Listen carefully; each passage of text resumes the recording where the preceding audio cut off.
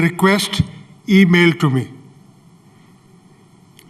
These words were supposed to be linked to my experience in the army till I retired as the Deputy Chief of Army Staff, and later as former Vice Chancellor of Aligarh Muslim University. I will address both. What is my idea of India? It is given by the word idea. I for inclusive nature, D for diverse nature of the country, E for equitable treatment to everybody, gender, citizen, religion, these don't matter. And lastly, affirmative action. Affirmative action has long been displaced by a word called appeasement. Appeasement has several fault lines. There's a vast difference between the two. Affirmative action is when you pull up somebody without hoping for something in return.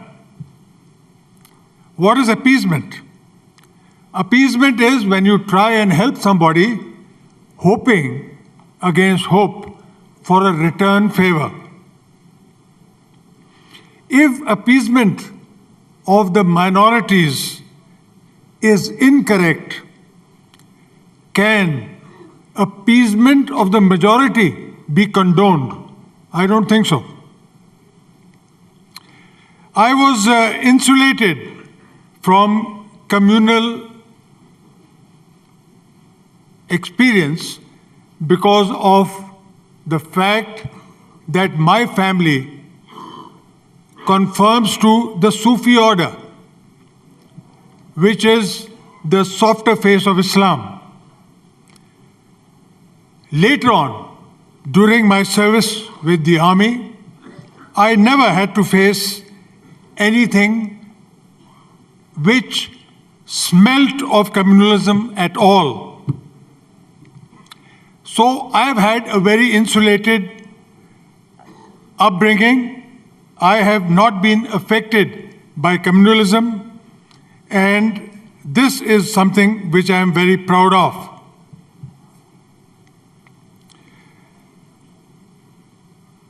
Unfortunately, recently, with the advent of the social media and its derived anonymity, you are anonymous. People have been given free license to air what they feel like, and I'm very sad to say that this has also affected a minuscule proportion of the armed forces retired officers.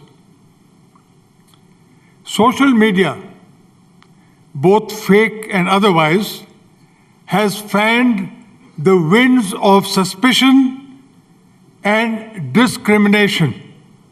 And this trend is very much on the rise. It is not uncommon in social media when anybody articulating a dissenting view is dubbed anti-national. It is my fond hope that this is a passing phase. From my service in the army, I can say with conviction that a gust of wind cannot uproot something which is flexible. For example, a bamboo tree which is strong and deep-rooted. Every gust of wind results in a sway, and what happens to the bamboo? It bends but doesn't get uprooted. Its flexibility and deep roots are its strength, and so is that in the case of India. A sway is local turbulence. It comes and blows over. Roots, as the roots of India, are firm and will hold on every time. The army which I served in reflects the idea of India, its loyalty to the Constitution and its apolitical stance derive from its very existence. It derives its culture from our preamble.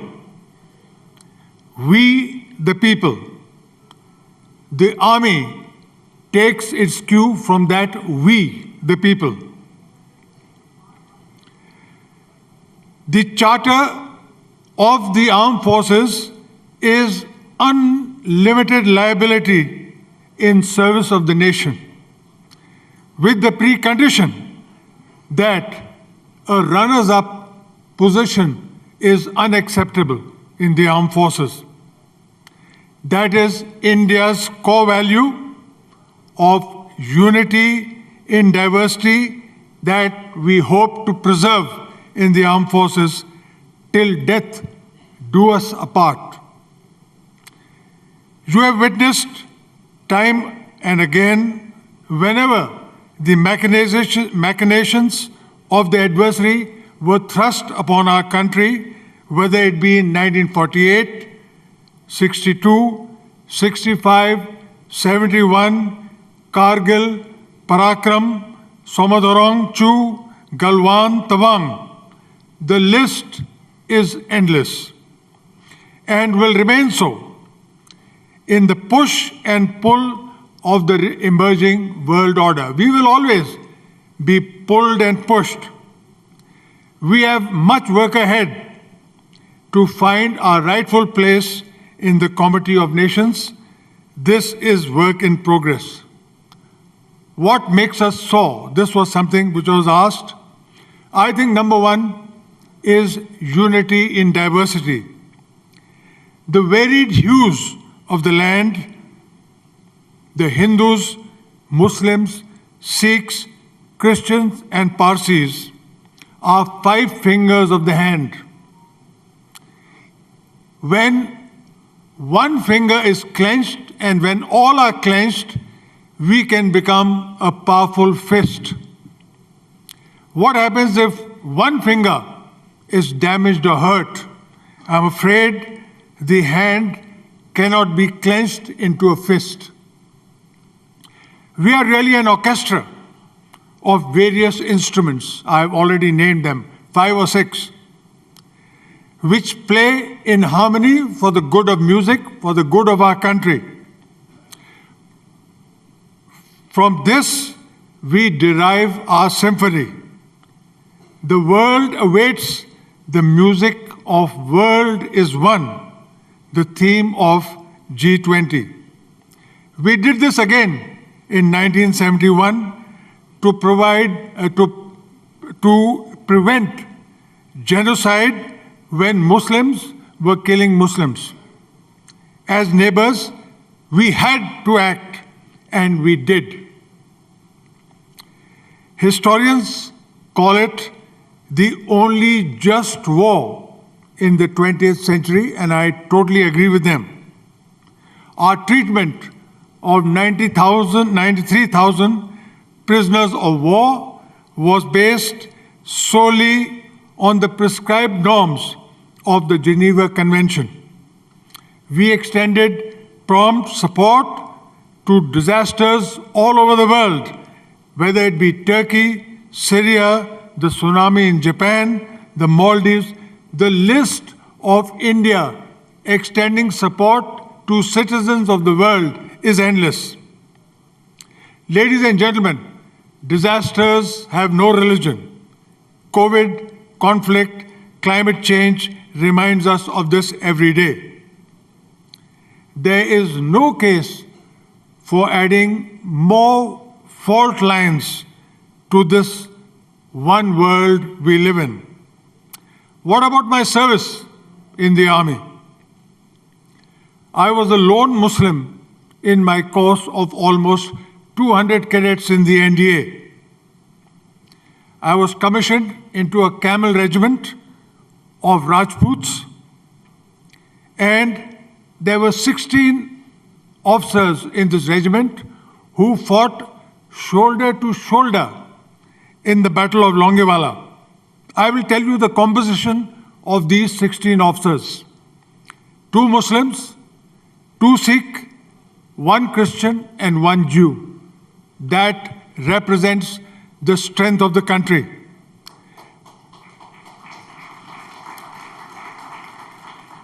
Nobody talked about faith or asked me my religion. It was my personal matter. Our combined loyalty was to uphold the honor of the regiment and the honor of the country. Later on, when I was a general, troops under my command quelled the riots in Gujarat. They were totally neutral and dealt with arsonists and trouble creators with a heavy hand. The social media has a terrible way of looking at things. A post advised me to go to Pakistan. I replied, I have already spent 3 months there in Pakistan, occupied Sindh, after the Battle of Longewala, and I didn't even have a visa.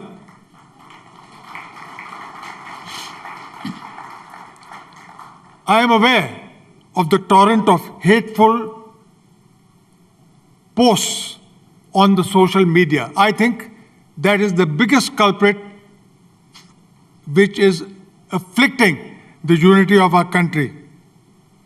Our successes in various wars we have fought, especially in 1971, was largely due to the unity and diversity of our country.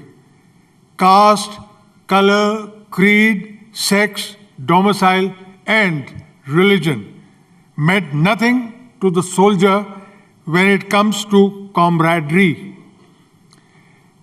Camaraderie means izzat of the regiment one serves in and the izzat of the country. I was also Vice Chancellor of Aligarh Muslim University. Why is the name anathema to a large number of us?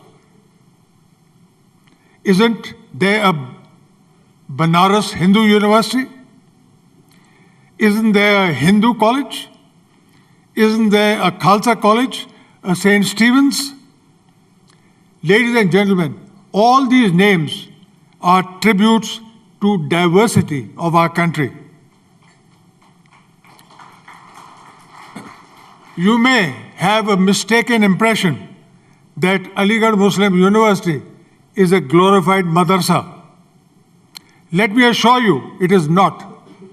It is a modern secular university. I was asked, why is the proportion of Muslims more in AMU than other universities? My reply was that major departments like Urdu, Farsi, Arabic, Quranic studies, Unani medicine are only sought for by Muslims. I wish there were more applicants for these very, very important departments. The only optees are Muslims. Students there, when I took over, certainly harbored a feeling that in the job market, they would be discriminated against. I put their minds at rest, quoting the example of 2 other siblings of mine, and I told them, I always stressed, discrimination is embedded in human nature. But I also asked, who's being discriminated against? They said, us. I said, no, it is the less educated. And ladies and gentlemen, I am being no hypocrite. Discrimination is only against the less educated. The silver lining is that the Muslim community, especially the girls, have taken to education in a very big way. I was also asked what makes India unique. India is unique because it is a salad bowl nation. Salad bowl nation. I'll just explain what it is. It is a nation where one's individual identity, culture, language, you can hold on and not forsake, like you have to do in a melting pot nation like America. You can, if you want to be accepted, ideal is to marry an Anglo-Saxon or somebody like that. In a salad bowl nation, which is our country, you can identify the carrot from the cucumber, from the lettuce and the olives. We all are together in the salad bowl, all identifiable and all making it very, very palatable. If an attempt is made to churn up the salad, would it be palatable? I can certainly say not. It would be unpalatable. I will end with some words for all of you to mull over. Always remember, we are Team India. Diversity embellishes the idea of India. Diversity does not imply division. It is a glue. It makes India incredible. We are unique. Incredible India is invincible India when it is Team India. Thank you very much. Jai Hind. Well, Jai Hind, and ladies and gentlemen, please raise a warm applause for General Shah as I call upon Mr. Bharat Kaushal, MD Hitachi, to come up on stage and present a small token of appreciation to General Shah.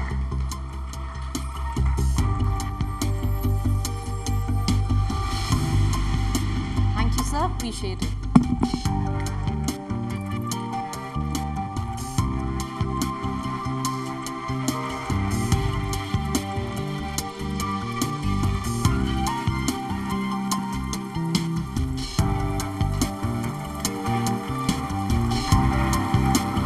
Thank you, General.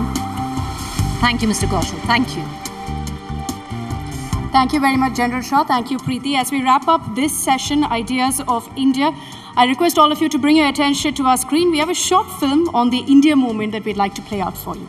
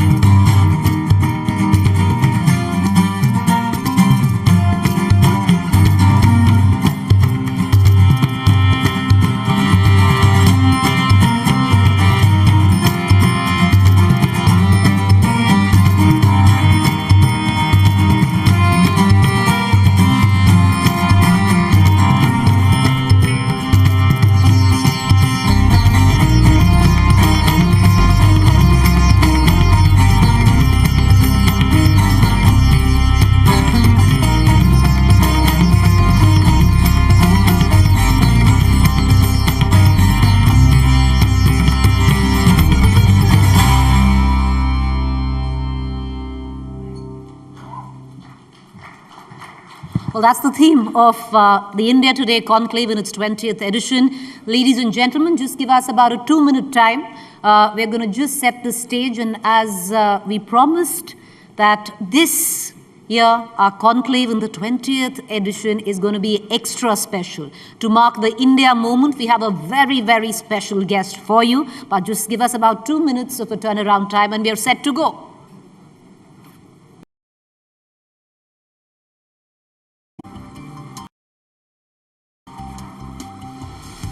We do hope you're tweeting. Please tweet under the hashtag India Today Conclave.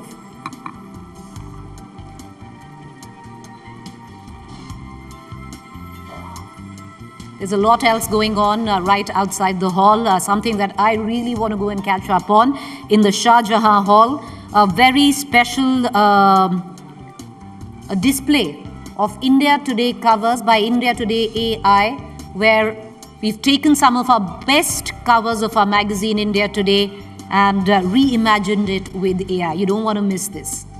It's at the Shah Jahan Hall.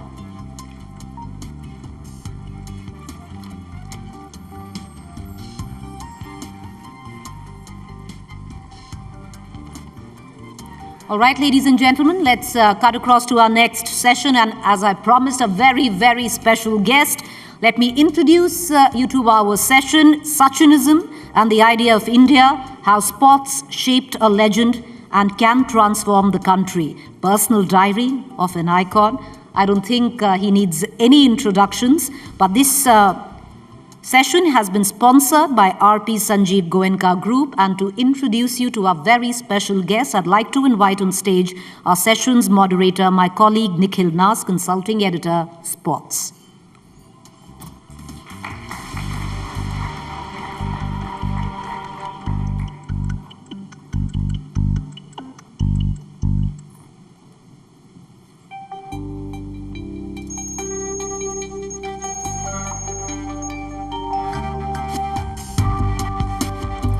Come up on stage, Nikhil, right there. Put your hands together, ladies and gentlemen. Sachin Tendulkar.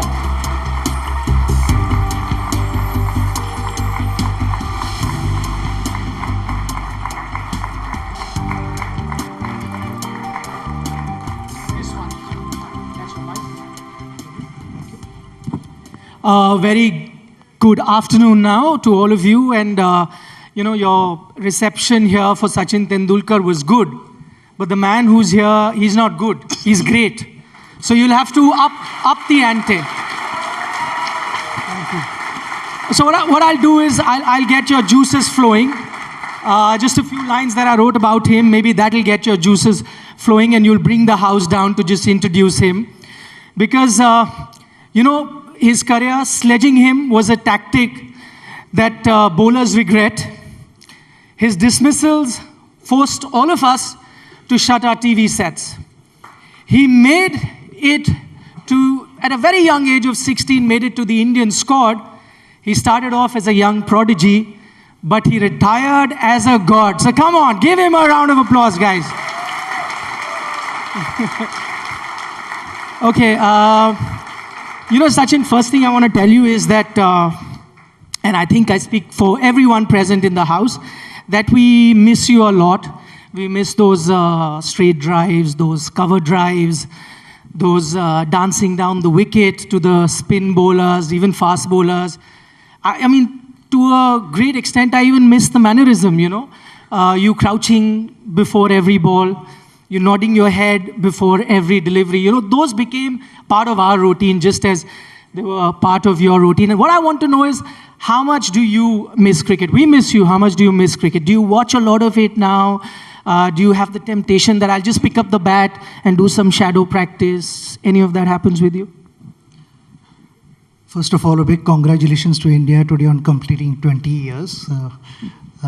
This conclave is something really, really special. And when you guys came over to invite me, I felt really nice. It's always nice to be here in front of all of you. Jaisa mera introduction hua hai, I thought I would just have a sip of water and settle down.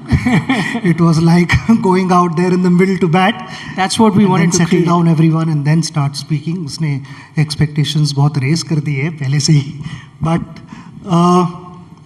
I remember, I saw Harbhajan saying for the first time in Mohali. This was in the mid-90s. And somebody had told me, Bhaji, ye दूसरा बहुत अच्छा डालता है. So I said, दूसरा मुझे पता है मगर क्या exactly, उसको बुलाओ नेट में. So he came and Bhaji was bowling to me for the first time. So after bowling every delivery, instead of going back to his run-up, he would kind of walk up to me and say, Ji, and then he would go back.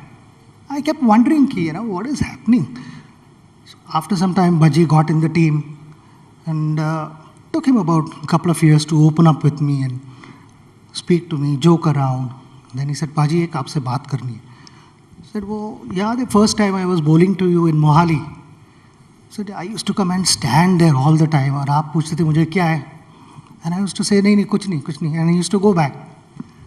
तो उस समय वो आपकी जो आदत थी वो आज मुझे पता चली कि ना before facing every ball used to adjust your helmet and you would do this. तो भजी आता था और मेरे सामने खड़ा रहता है, जी पाजी ऐसा क्या चाहिए? नहीं कुछ नहीं करके वापस जाता था. That was our first introduction. Your mannerisms, he took time. I picked it up pretty early. He took time to understand all of that, just as I mentioned right at the start. But just, coming back to cricket, do you watch a lot of it? Do you get chance? Kabhi you pick up the bat in the house, thoda shadow practice kar leta hu. It doesn't happen so often. I mean, earlier I used to.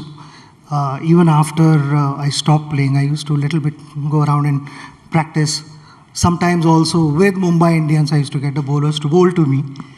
But no, not really, not of late. Only when we played those couple of tournaments in the last 2 years, that is when I practice, because I believe whenever I have a cricket bat in my hand, it should be serious business. It should not be for fun. Yes, I mean, fun element, passion will always be there with me. But when you are representing India, then nothing should be taken for granted. And that's my formula. My coach, my family, my brother, everyone told me that whenever you have a bat in your hand, don't fool around. Yeah, and whenever you had bat in your hand, it was like you had a magic wand. You would do magic on the cricket field. So the audience present here, very special treat for them. You have no idea about it, because I thought you've seen him do a lot of magic on the cricket field. Today I'll get him to do some magic here, live, in front of all of you. See, the thing is that he's played 664 international games, 781 innings internationally. But there's a thing that people say about Sachin Tendulkar. He remembers every one of his dismissals. I could pick up any match out of those 781 international innings that he's played over a time of 24 years. And rumor has it that he remembers every dismissal. So what I thought today, I am going to test him. Let me see if that magic is true.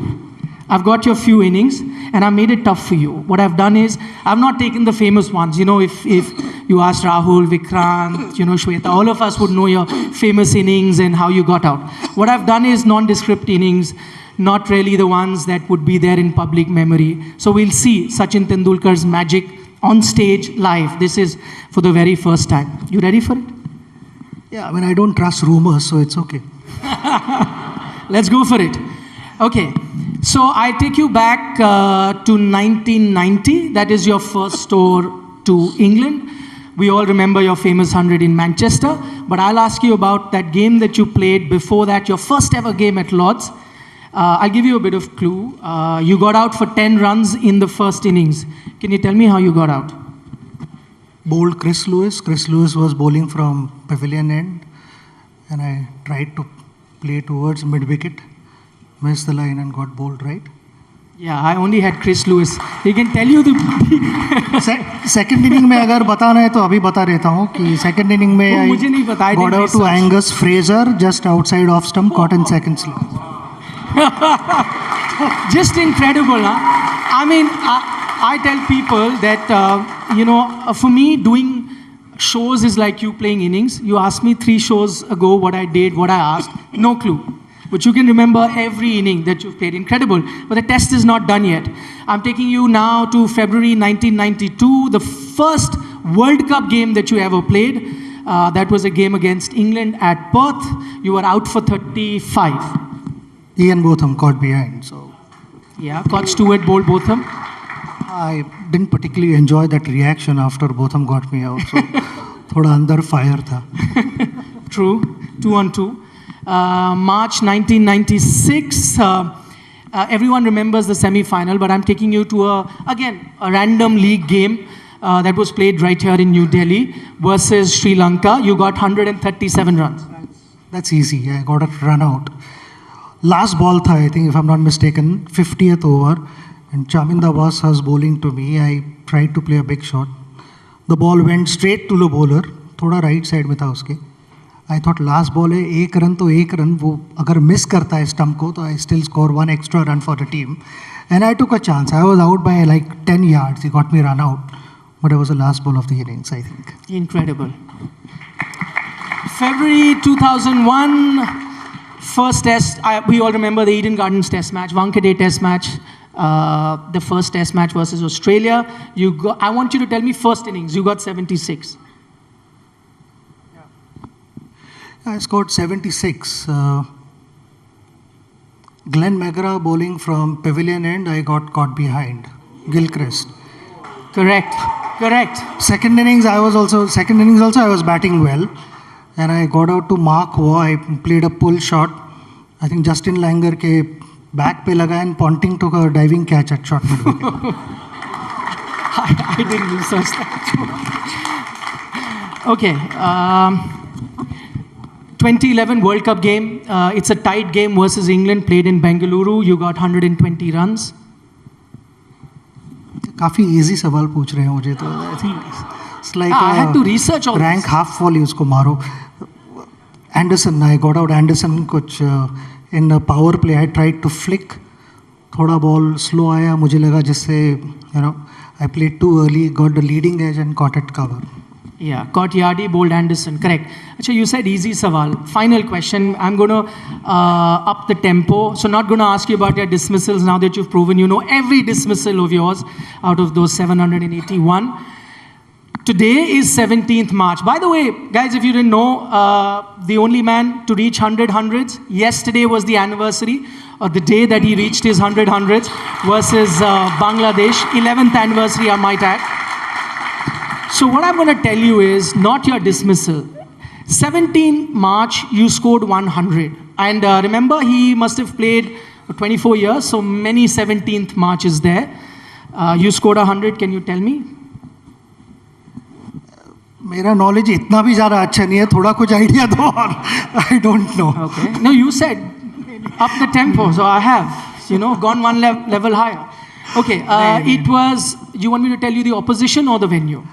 You'll have to tell me opposition. Then Opposition, South Africa. Year, should I? In Baroda, I scored 100. Correct. In Baroda. Baroda, he got the we were 100. chasing. So you saw magic. Absolutely incredible. As I said, I can't remember, 5 shows ago that I did. You remember every dismissal. Absolutely incredible. Okay. Now I'm going to get into the serious stuff. Let's talk about cricket. And I think the biggest headline at the moment in the world of cricket is, the test series that just got over. Plenty spoken about the pitches, games getting over in 2.5 days. What do you make of, in general, the health of test cricket?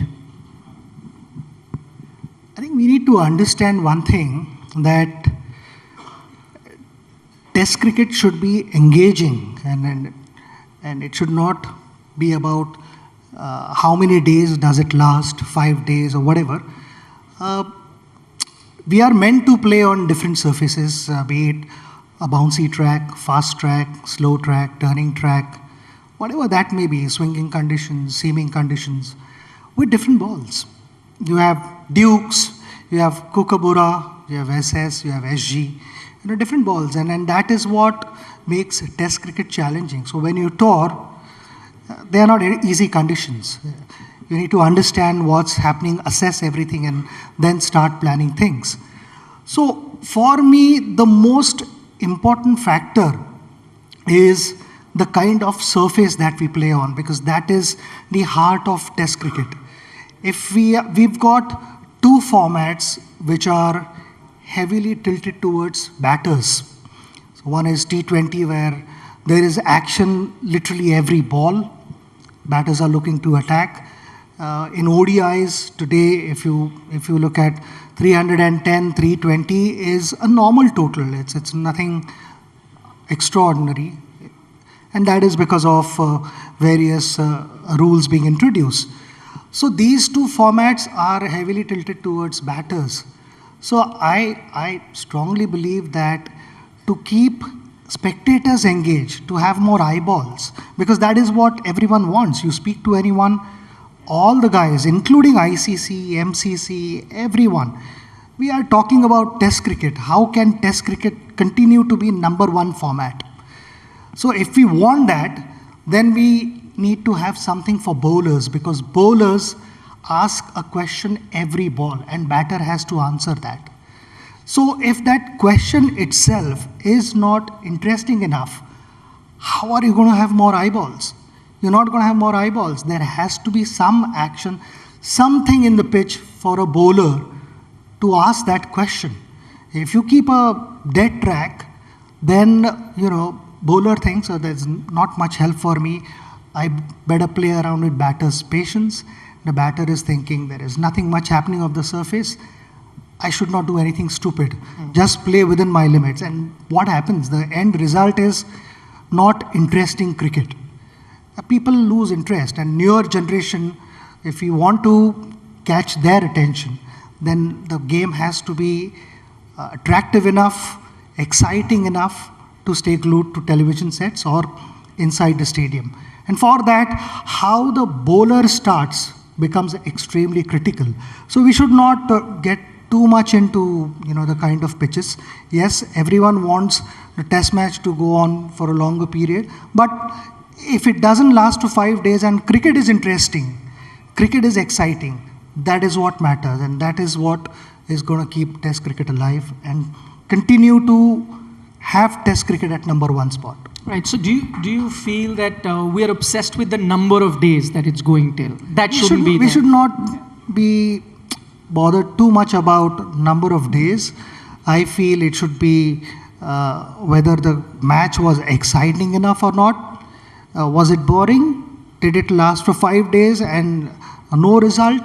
Nobody wants to go back home not knowing who's won and who's lost. Everyone wants to know, and more so because, like I said, in T20, everyone is now used to watching 6s and 4s. How many guys go there and watch a great spell? I mean, it happens in number of countries in the world. But here also, if instead of a fast bowler bowling an opening spell, why cannot be a spinner bowling a wonderful spell? It's just a different kind of surface that we are playing on. And that should also be challenging enough for batters to go out there and express themselves. If somebody has batted well, he gets runs. Simple. Yeah, I think it was the traditional powerhouses in cricket that probably set this norm that, fast bowlers should dominate on day one. But, the world order is changing in cricket. Let it be spinners, who dominate on day one. So be it, as he says, the game has to be exciting. That is, the larger context of the macro picture of Test cricket. Let me talk to you about another format, a format where you excelled at. That was ODI cricket. We're getting various opinions. I read Ravi Shastri recently say that ODI cricket may not go on for very long. Make it 40 overs. That may make it exciting. I heard Dinesh Karthik say recently that this 50-over World Cup that you've got probably is the last 50-over World Cup we'll see. What do you see, or what do you foresee, in fact, for ODI cricket? How's ODI cricket's health? It's getting monotonous, without any doubt. There are two parts to it. One is the current format, and the next, which I feel it should be played. Let me talk about the current format. The current format, which has been there for a while now, is 2 new balls. When you have 2 new balls, you've kind of eliminated reverse swing. Even though we are in the 40th over of a game, it is actually just the 20th over of that ball. And the ball only starts reversing around 30th over or so, and there is a bit of discoloration. The ball starts getting soft. So if you don't get it right, if a batter doesn't get it right, it's not going to carry all the way. And when the ball starts discoloring, then, to pick the ball, to pick the shiny and the rough side becomes difficult. And that element is missing today because of 2 new balls. Yes. Also, for spinners, I've spoken to a few spinners, and then for them, I was just trying to understand their mindset with 5 fielders in the ring. And I said that, for example, I mean, if an off spinner is bowling, a standard field is a short fine leg, deep square leg, deep mid wicket, short mid wicket, and long on. You have long off, cover, point, and third man, or sometimes bring the long off up, put deep point if someone is playing reverse sweep. But one fielder, 5 fielders are in the ring. So what the bowlers are saying that we don't have the freedom to change our line. We have to stick to middle stump. And even if we know that there is a possibility of batter making a mistake if we change our line, but the price that we end up paying is too heavy. It could be a boundary, and I don't want to give a boundary, just wanting to experiment something. But whereas if we have that extra protection, then I can always do that, but they don't have that today. So the current format I feel is heavy on bowlers. It's really, really challenging with 5 fielders in the ring and 2 new balls. And then coming to the second bit, which I feel is we should be playing 25 overs first. So divide that into 4 halves. It's like test cricket. So 4 innings, but in test cricket you have 20 wickets. In this format, you only have 10 wickets. So if you are dismissed, you're out of the game for the next 25 overs as well. You don't come back and bat again. Because anyways, we are looking to have that balance.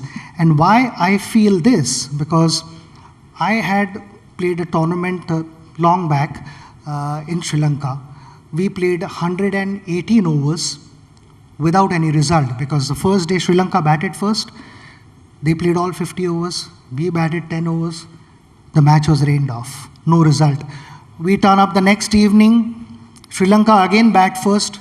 We bat for 8-10 overs. The match was again called off because of the rain. So we almost ended up playing 118, 120 overs without any result, declared as joint winners. Yeah. So here, if you have 25 overs, and then the other side comes and bats for 25 overs, and then you bat again for 25 overs, at least you've completed 25 overs each. And if the forecast is bad, then you plan differently. You plan your first 25 overs. Do you want to get to 230, 240 in first 25 overs? We are okay to lose 7 wickets or 8 wickets, but let's score more runs because later on it might rain. So all these unpredictabilities will come into play. Right now the game is becoming too predictable. From 15th, 12th, 15th over to 40th over, it's kind of losing its momentum. There are not enough eyeballs. It's getting boring. So how do we balance that out? How do we balance out the due factor? Because if a captain has lost the toss and he has to bat first and bowl second when there are wet conditions, it becomes really, really difficult to grip the ball. So both teams bowl in the first half and bowl in the second half. Commercially also it makes sense because you get 3 breaks. True. I know, because that element is also important. So the challenges were different. The earlier format, there was a different challenge. Earlier format, they used to be day matches. When I played, actually, there was quite some time ago, there used to be day matches. So one had to deal with the first spell in the first half of the match, and the second half of the match, in sunny conditions, the wicket obviously got better, but there was a period when the surface also dried up and spinners got some help. So that element is missing because of the due factor. So how can we, just by the spin of a coin, you can't literally decide the result of the game. Yeah. It's more or less become that if you're chasing, you play really, really badly, then you lose. But otherwise, the match is alive.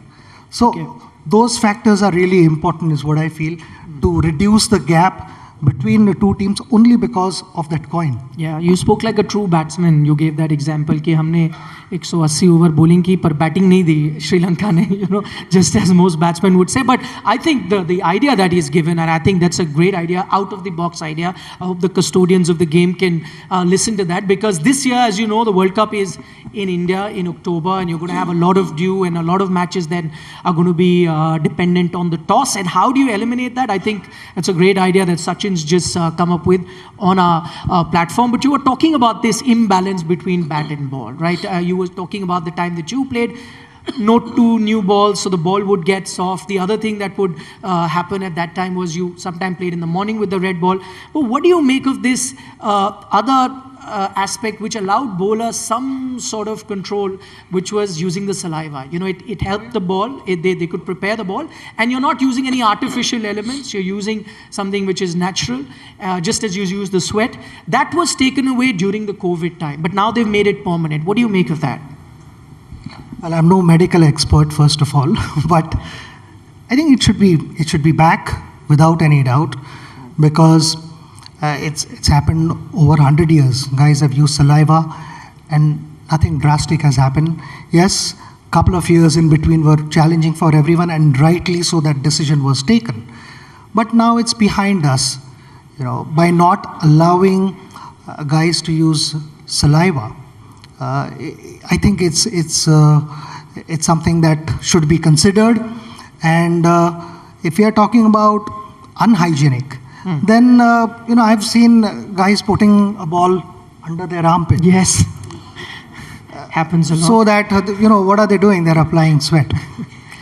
Is that hygienic? No, I don't think so. It sounds a little awkward, but I think you know, application of saliva does two things. There are two types of reverse swing. I don't want to get too technical, but one is that you don't wet the ball much.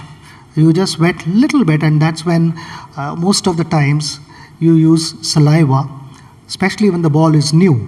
You only work on, you know, very small damaged areas and shine the ball.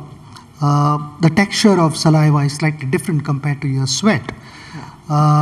So you know, you said you're no medical expert.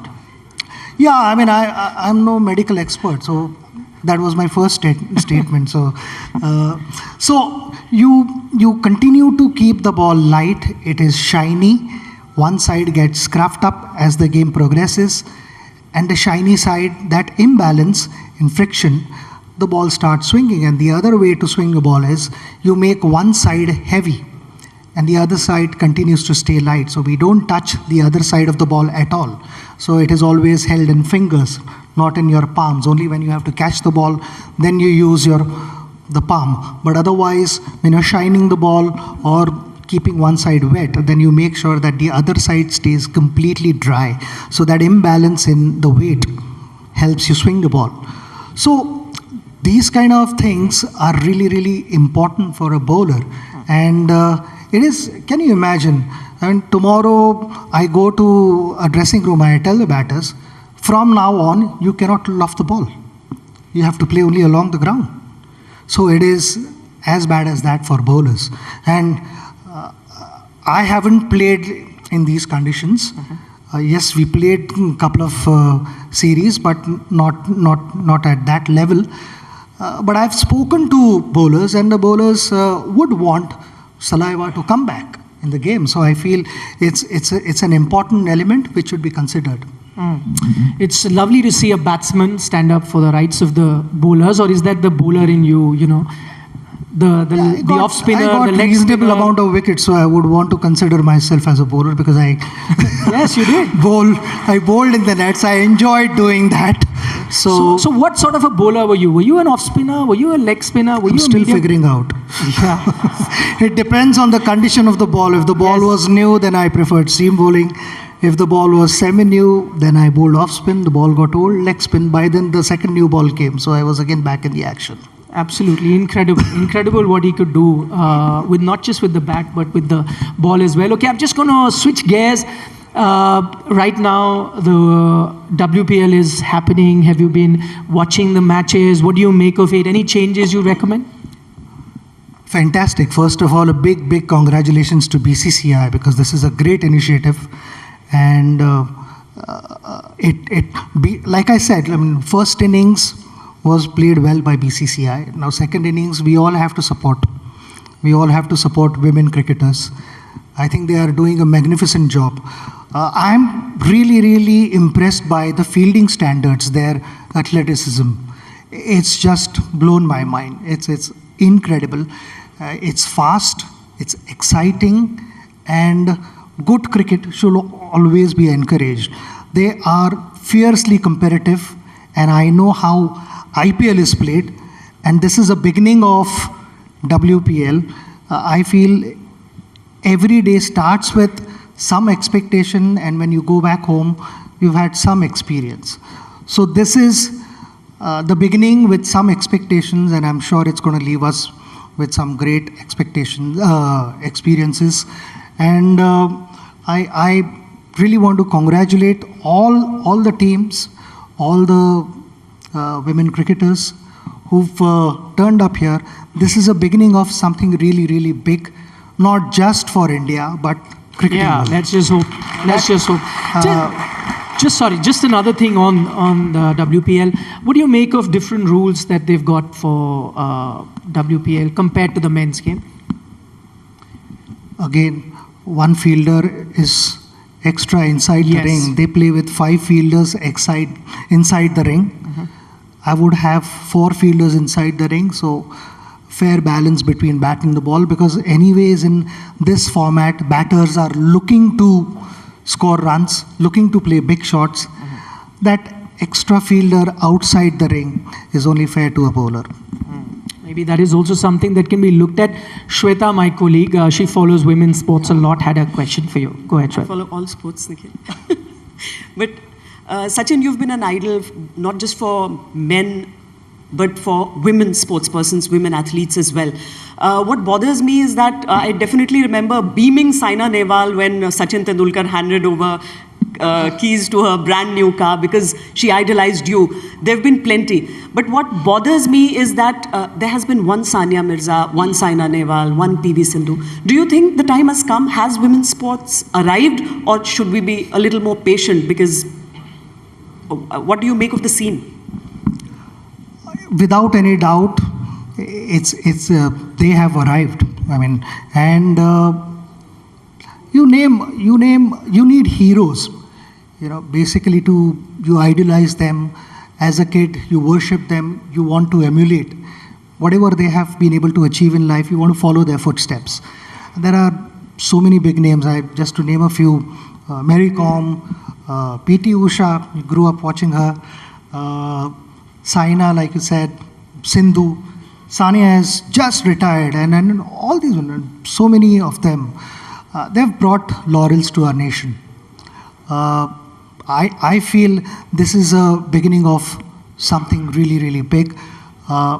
This is a journey where one needs to constantly keep working on, and it includes infrastructure, the platforms that they have to express their talent is important. Now there are more platforms for them to express, for the whole world to see what they are capable of.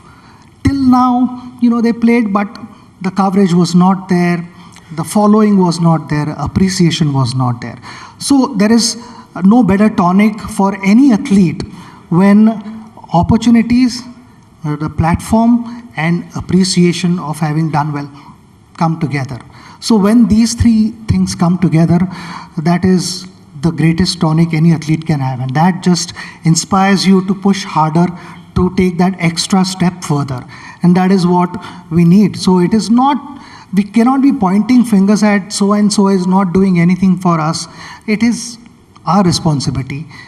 In whatever capacity, if we all individuals can step forward and support them, the results will follow. Okay, I'm going to bring you back to cricket because there's another thing that I wanted your opinion on, DRS. Now that wasn't there when you were playing. Let me ask you, do you remember every inning of yours? Now tell me, going back. Don't tell me to name umpires. No, but I will ask you to do that. Now tell me, how many of those dismissals, if you had the chance today, would you have referred to the DRS? नहीं उतना तो नहीं पता, but yeah, quite a few. Quite a few. I cannot count them on my fingers for sure. Has it changed the game? Sachin Tendulkar sitting here, hundreds, plenty of runs. But imagine if you had the benefit of DRS. What do you make of the use of technology? And do you ever wonder, I wish I had it during my playing days? Yeah, I mean, I would have loved it without any doubt, because some decisions go in your favor, some decisions go against you as well. So I would have loved it, but I'm still not clear in my head. When DRS players, either a batting side or a bowling side refers to DRS, the third umpire comes into play, and sometimes a batter is given out, and sometimes batter continues to bat, and the ball is still hitting the top of off, but the batter still continues to bat. I mean, if in reality, if the ball hits top of off, batter goes back. I mean, no way the bails are not going to be dislodged. Yes, because of technology, a lot of things are happening. The bails are heavier, and I just recently I saw a video where the bail was kind of dislodged. The lights also came on. Yeah, but it didn't. Players almost celebrated, and the bail went back again. Yes. So all these things are happening because of technology. But we are only pointing fingers at technology. That technology is not foolproof. So are humans. I mean, before DRS, there were blatant mistakes made. And because of those blatant mistakes, the matches were either lost or won because of some third person deciding your fate. So I completely disagree with the current format. To me, I'm very clear, if the ball is hitting the stump, it's out. If it's not, batter continues to bat. So the umpires call somebody is unhappy with the on-field umpire's decision. It may be the batter or the bowler. And that's why you go to the third umpire. So why are you going back again to the decision maker who somebody is unhappy with? They disagree with that decision. Because they say it's not 100% proof technology, so let's go back to the umpire. But I mean, humans also made mistakes, right? Umpires, I have been part of many matches which has cost us a game because of bad umpiring. Tell us some. You remember something that's... No, there are many games that way. I mean, blatant mistakes. So those kind of mistakes, I mean, are, according to me, I mean, really, really hard to digest, because in the end, it decides the outcome of the game. So what is so different between a human error and technology error? It is, if you've decided to go that route, you might as well go that route. I mean, it's like, I have this cup, thoda chai bhi dalte hai aur thoda coffee bhi dalte hai. It doesn't work. You need to either have tea or have coffee in that. But what we are trying to do is we are mixing both things. And I disagree. Okay, we're running out of time. My dear friend and colleague Vikrant, he'll kill me if I don't allow him to ask a question. Go ahead. Sachin, 20 years of the India Today Conclave and 20 years to that 2003 World Cup final between India and Australia. And maybe that's when the journey began for Indian cricket. So we just won the Border Gavaskar Trophy. We made it to the World Test Championship final, June. Could this be India's first ICC title in 10 years? Yeah, I think we've played well, and we have a good team. We have a balanced team. Yes, in those conditions, like I said earlier, you'll have to see the conditions, you'll have to see the surface, overhead conditions, and then also the forecast comes into play. Like I said, in ODI cricket, the forecast will also come into play with the new things that I'm suggesting. Similarly here in Test cricket also, we'll have to understand overhead conditions for next 5 days and then accordingly pick the squad.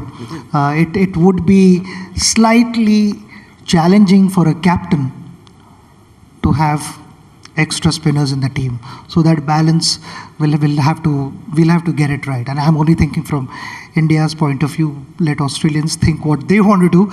I'm just thinking of what we should be doing. We stand a very good chance. Supreji had a question, yeah. Sachin, 2011 में India में world cup हुआ था, उसके बाद 2023 में world cup हो रहा है. आप कैसे देखते हैं 2011 में कैसी तैयारी थी, तब हम चैंपियन हुए थे, क्या 2023 में हम चैंपियन बन सकते हैं फिर से? बिल्कुल, मैं तो ऑलवेज ऑप्टिमिस्टिक हूँ और यही सोचता हूँ कि 2000 जो पहले उस समय आपकी तैयारी थी, आप लगता है कि टीम उसी तरह से तैयार हो रही है अभी भी, जैसे आपने 2011 में तैयारी की थी? आई थिंक मैं यही समझता हूँ कि सभी players, most of the players काफ़ी क्रिकेट खेल चुके हैं, तो उन्हें पता है कि क्या करना है और क्या नहीं करना है. Of course home world cup expectations अलग होते हैं क्योंकि आप जब इंडिया के बाहर जाते हो तो थोड़ा बाहर वाला क्राउड भी मिक्स हो जाता है, but that is becoming less and less कि जहाँ भी जाओ। मुझे इंग्लैंड में कुछ समय पहले लोग कह रहे थे कि अरे लग ही नहीं रहा है कि हम इंग्लैंड में हैं, और ये इंग्लिश लोग कह रहे थे मुझे ये लग रहा है कि हम इंडिया में, I am glad, feel at home, don't worry. तो ये एक अलग एक्सपीरियंस होता है when the crowd gets behind you. उनका support is priceless, is matchless, and that is what the team wants. Preparation तो हर प्लेयर करेगा विदाउट एनी डाउट, सिर्फ फिज़िकल प्रेपरेशन नहीं मगर मेंटल प्रेपरेशन भी उसके लिए ज़रूरी होता है, क्योंकि आप जो सोचते हो उसे एक्शन फॉलो करते हैं। So if you are thinking right then it's seen that positive energy, that fluidity in your body, जो एक स्मूथ मूवमेंट्स होते हैं और कभी कभी रेस्ट्रिक्टेड मूवमेंट्स होते हैं, तो that is seen because some days you are thinking right, some days you are not, and it's human to go that way, मगर वो दिखाई देते हैं। So I am just wishing our team all the very best, I am very hopeful. एक बात और है सचिन कि लास्ट 2 BCCI प्रेसिडेंट्स जो हैं क्रिकेटर बने हैं, अच्छी बात है। पहले सौरव गांगुली बने, फिर रोजर बिन्नी बने हैं अभी। क्या आप कभी BCCI में आएंगे या कभी आपको हम लोग ऐसा किसी रोल में देख सकते हैं? मैंने इतनी ज़्यादा फास्ट बॉलिंग नहीं की, because Saurav still considered himself as a fast bowler. मुझे याद है जब सौरव ने टोरंटो में विकेट निकाले थे तो सौरव मुझे ऑलमोस्ट कहने लगे यार मेरा मैं थोड़ा और दम लगाऊंगा तो 140 तक जा सकता हूँ। बोला दादा तो जा सकता है। उसने 2 दिन प्रैक्टिस की और पीठ पकड़ी उसकी, and then after that he is never spoken about 140। मैं 140 नहीं डाल सकता हूँ। Okay, we are completely done on time, but before we go, another treat for everyone who's here. We've got a few images of yours. These are rare, unseen. A lot of these images of Sachin Tendulkar, probably they'll come in as a surprise to him as well. I want you to react on those. Quick ones, can we have those, please? This one, tell us what is happening here. I had to really dig the archives. ये तो अंदाज अपना अपना की movie का मुहूर्त है। अच्छा, मुहूर्त शॉट्स। या this was shot if I am not mistaken at Mehboob studio. All 4 of them, अभी ऑब्वियसली आई न्यू देम मगर did not know them personally, ऐसे कि अभी मैं जानता हूँ काफ़ी लोगों को मगर उस समय मैं नहीं जानता था, इतना पहचान नहीं थी, बट आई न्यू कि ना ऑब्वियसली हमारे एक्टर्स हैं। I had played I think in Pakistan, and before going to New Zealand उन्होंने मुझे पूछा था कि क्या आप आ सकते हो, कुछ नहीं करना है, सिर्फ नारियल तोड़ना है और कुछ नहीं करना है। तो आई सेड ओके ठीक है, that was my only occasion. No, you were lucky because this holds the record for most home videos ever sold, this film. It was a cult film. They should have called you for more Mahurat shots after that. Next one, what is happening here and who are you dressed as? I'm just checking कि अभी तो है नहीं ना moustache मगर नहीं, this was on my first tour of Pakistan. We were not allowed to go out anywhere. So this was in 1989 and I was only 16, officially, genuinely 16. तो उस समय media and the team, we were staying in the same hotel. And we thought, why not get together? It was my first tour. It was never done before, but we decided to have Sunday club. और सब वहाँ पे आएंगे, we'll just have good food, enjoy each other's company, mix around because we were not allowed to go out anywhere. So in those days ये सारी चीज़ें हुआ करती थी। Who are you dressed as? अभी हो रही कि नहीं मगर। Who are you dressed as? Is there somebody in particular or just? Hair stylist? Oh, मेरी तो नहीं गब्बर सिंह तो यही थी कि कोई ऑप्शन, तभी उस समय कुछ हेयर स्टाइल वगैरह नहीं थी। आज I know there is lot of attention paid to कैसे लुक से और क्या है। I did not think of that much. Next one, talking about hair style, see that is a young Sachin. We remember the one holding the bat, but this is a rare picture of his. Yeah, I am a 4-year-old Sachin here. मुझे actually school में और जहाँ जाता था मुझे teachers वगैरह भी साई बाबा कहते थे क्योंकि my hair style was like this, मगर I was extremely a naughty kid. यहाँ दिख रहा है कि ना सीसॉ पे हूँ मैं और स्लाइड पे हूँ और काफ़ी ऊंची थी ये slide, but I was kind of fearless. I mean, I always wanted to do all these things, always up to mischiefs, and my parents, I don't know how they stayed patient with me for so long. That mischief is the one that made you a cricketer because you were sent to a cricket academy. So good on that. Next one. This is you playing the tabla. I know you're a big Kishore Kumar fan, a Zakir Hussain fan too. Yes, they're great artist. I mean, Yeah. Zakir Bhai, obviously, I mean, I've had the honor of meeting him, spending time with him. We had a meal together. I've been a huge fan of Kishore Kumar as well. But ये हमारा ऐसे ही हम experiment कर रहे थे. This was somewhere in the 90s. ऐसा दिखाई दे रहा है तो ये शायद कलकत्ता हो सकता है. Okay. And Sanjay loved singing. तो मैंने कहा कि चलो मैं कंपनी देता हूँ, दो I can not play tabla. मैंने कहा कि जो भी तबला बजाए ठीक है, थोड़ा बहुत हम कर सकते हैं. एंड संजय डजंट माइंड कि बैकग्राउंड म्यूजिक क्या चल रहा है, वो उसका काम करता है. Okay, the penultimate one. Third one is Praveen Amre. That's Praveen Amre, yes. Third one is Praveen Amre. So I think this was Praveen's first India series. We played He debuted India. in South Africa. So he played in South Africa, Yes. and after that we came to India and played against England. Okay, the penultimate one. Do you recognize, I don't know how many of you recognize the gentleman sitting to his right? That's correct. उसके कपड़ों का क्या हुआ है? Was he like shooting? Or No, was he I didn't know. I mean, I was shooting a commercial. He came and said that, can I click a picture with you? So he I came said, as a of course, fan. why not? As a fan, not as but an- I met him after that. He's a wonderful guy, and I loved his work. He's very, very creative, very imaginative, and he's not shy of taking challenges, accepting challenges, Yeah. doing different roles, and I thoroughly enjoy his acting. So I wish him all the very best. Okay, final picture. For that I need you to get up because we're going to recreate this moment. It's 20 years of India today. It's 20 years of the most iconic shot ever played on the cricket field. Many fans have voted for this. This was a 60 hit of Shoaib Akhtar in the game versus Pakistan. And what we're going to do live is after 10 years or 20 years, we're going to get him to recreate that shot live for you. It's never happened. Just pose for us in that shot. Firstly, was that an uppercut? What was it? Shoaib Akhtar was bowling. High pressure game. 1st March, I think, 2003.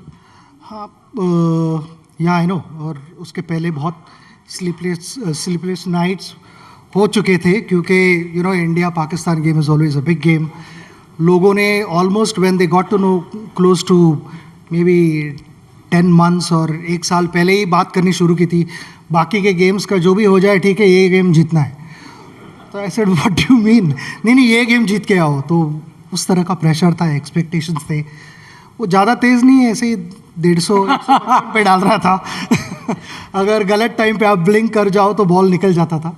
मगर these kind of shots are not planned. अगर आपको दिख जाता है ball and if you have time to play, then you go for it. And that is exactly what happened. कि मैंने देखा कि बॉल थोड़ा सा ऑफ स्टंप के बाहर है. I'm going to get away because the camera people don't want me. And short है. तो basically I'm going to just show you why it's hard to replicate. But saw the ball, picked the length. First I thought, shall I let it go? And I thought maybe बाहर है, I can do it. So two swings. All right, Sachin Tendulkar, thank you so much for, pouring your heart out, giving us an insight in the man that Sachin Tendulkar is. Ladies and gentlemen, the first man to score an ODI double 100, the only one to get 100, Sachin Tendulkar. Thank you. Ladies and gentlemen, give it off to Sachinism and his idea of India. I request Sachin to stay on stage. Nikhil, stay on stage. I would request Mr. Tendulkar to stay on stage as I quickly call upon Joynil Mukherjee, Executive Director, RPSG Group, to come up on stage and present a small token of our appreciation to, ladies and gentlemen, Sachin Tendulkar.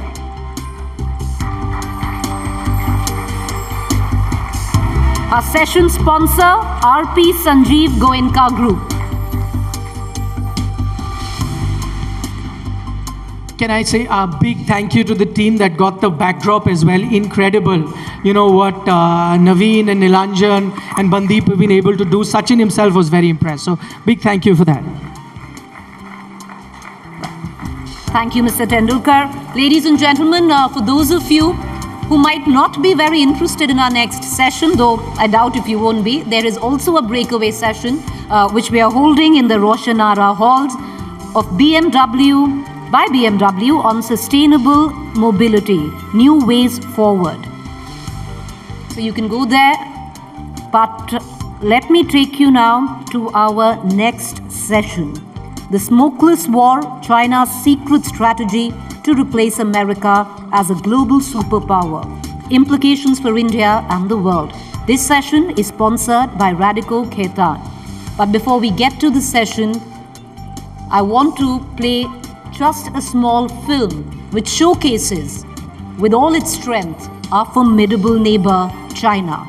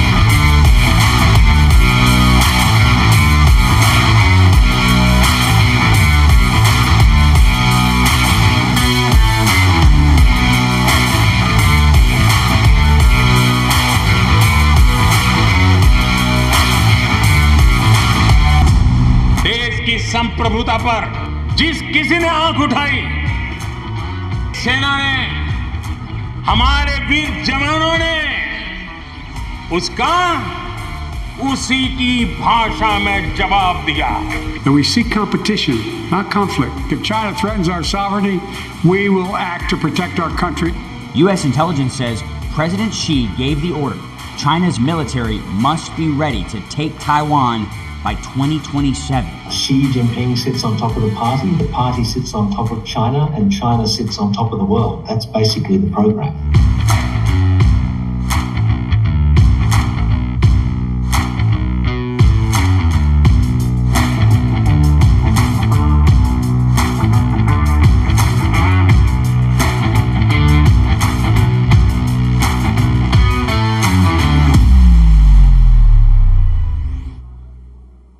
That's a small glimpse of the emerging superpower China, its implications for India and the world. The Smokeless War, taking it from here, I'd like to introduce our session's moderator, who's going to take you through with the session and introduce the guest speaker. Let me invite on stage Rahul Kanwal, News Director, TVTN, and Managing Editor, Special Online Projects, and Executive Director, Business Today on stage.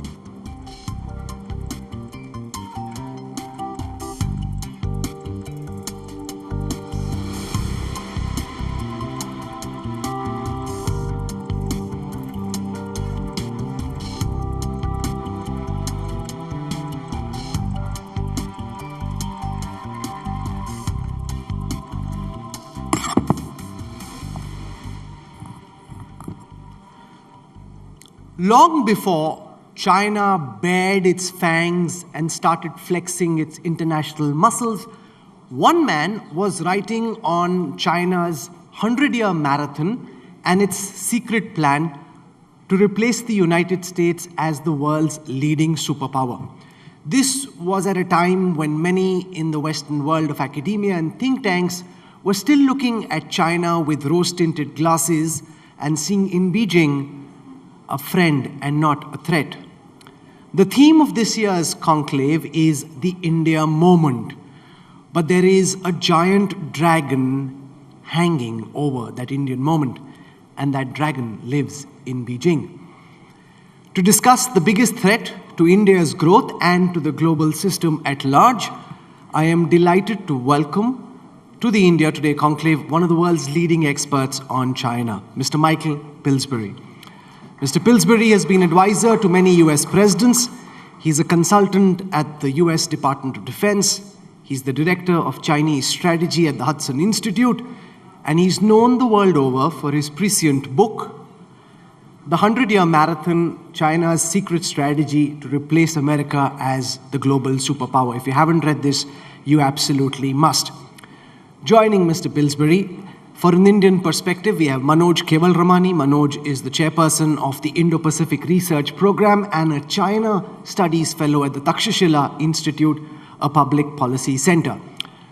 So welcome, and let's now talk about the biggest threat to the India moment. And can I get Mr. Pillsbury to look back at this book which came out in 2015? A lot of what America now takes as given, you've already written about way back.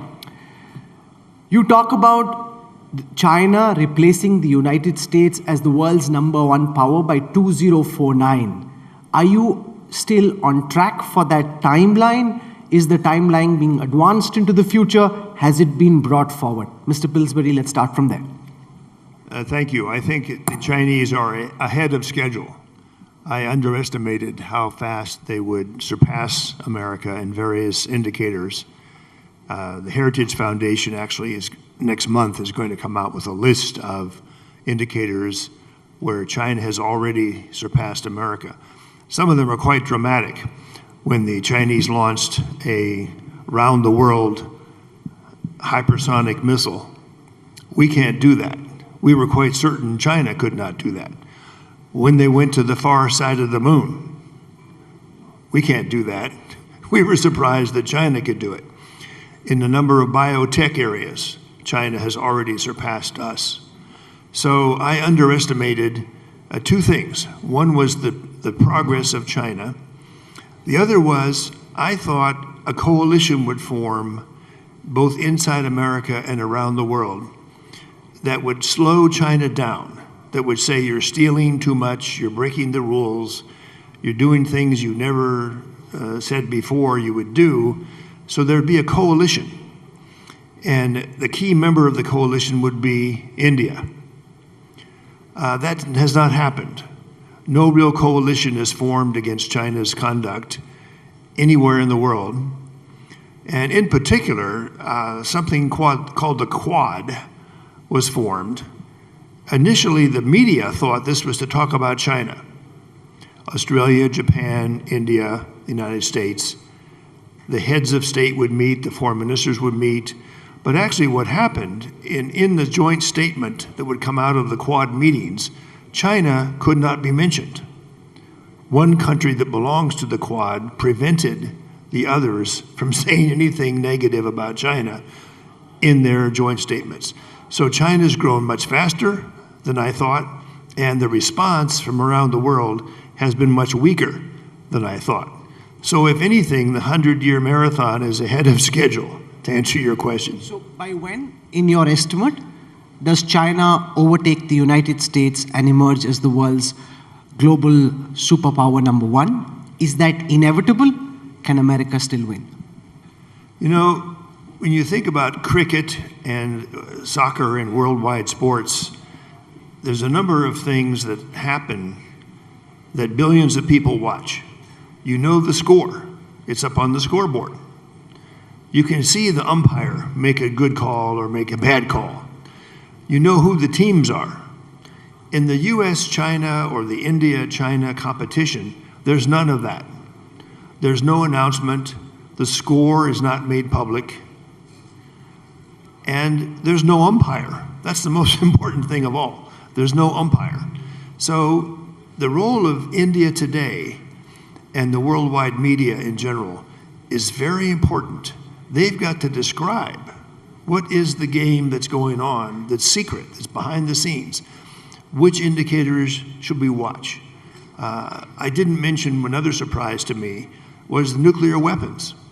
The Chinese have told the world since their first nuclear test in 1964, we don't believe in nuclear weapons. Yes, we have a couple hundred, maybe, but that's only for defense. Now, just in the last 2 years, it's been announced by our strategic forces, China is having a breakout, what's called strategic breakout.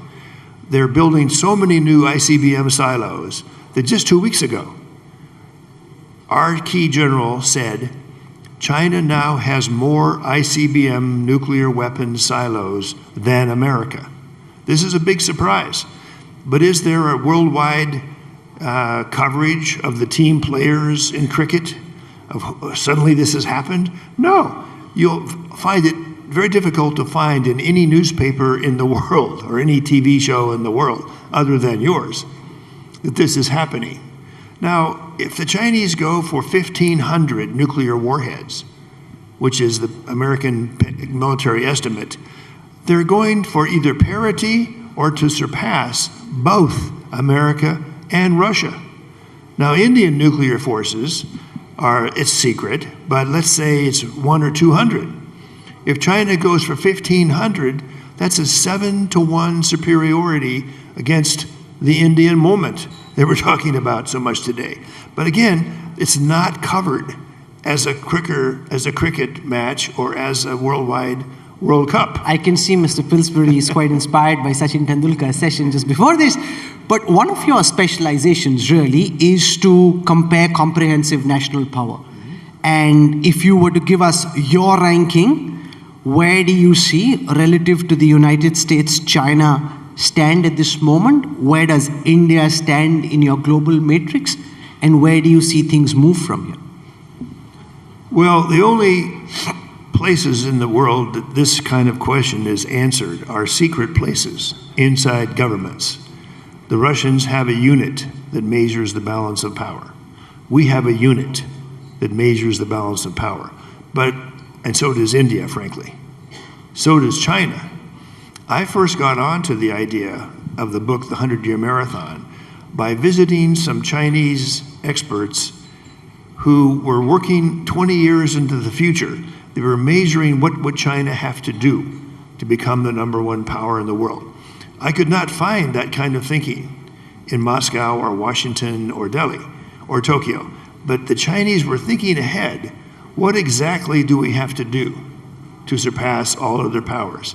And they recruited the World Bank, of all people, to open its largest office in the world, 3,000 people in Beijing, to advise China what to do about their state-owned enterprises. And they came up with a phrase I'd never heard before called national champions. At that point, China had 0 companies on what's called the Fortune 500 list of the companies in the world that are the most capitalized. Now, recently, China has surpassed America. They went from 0 to 140 of their companies on this list.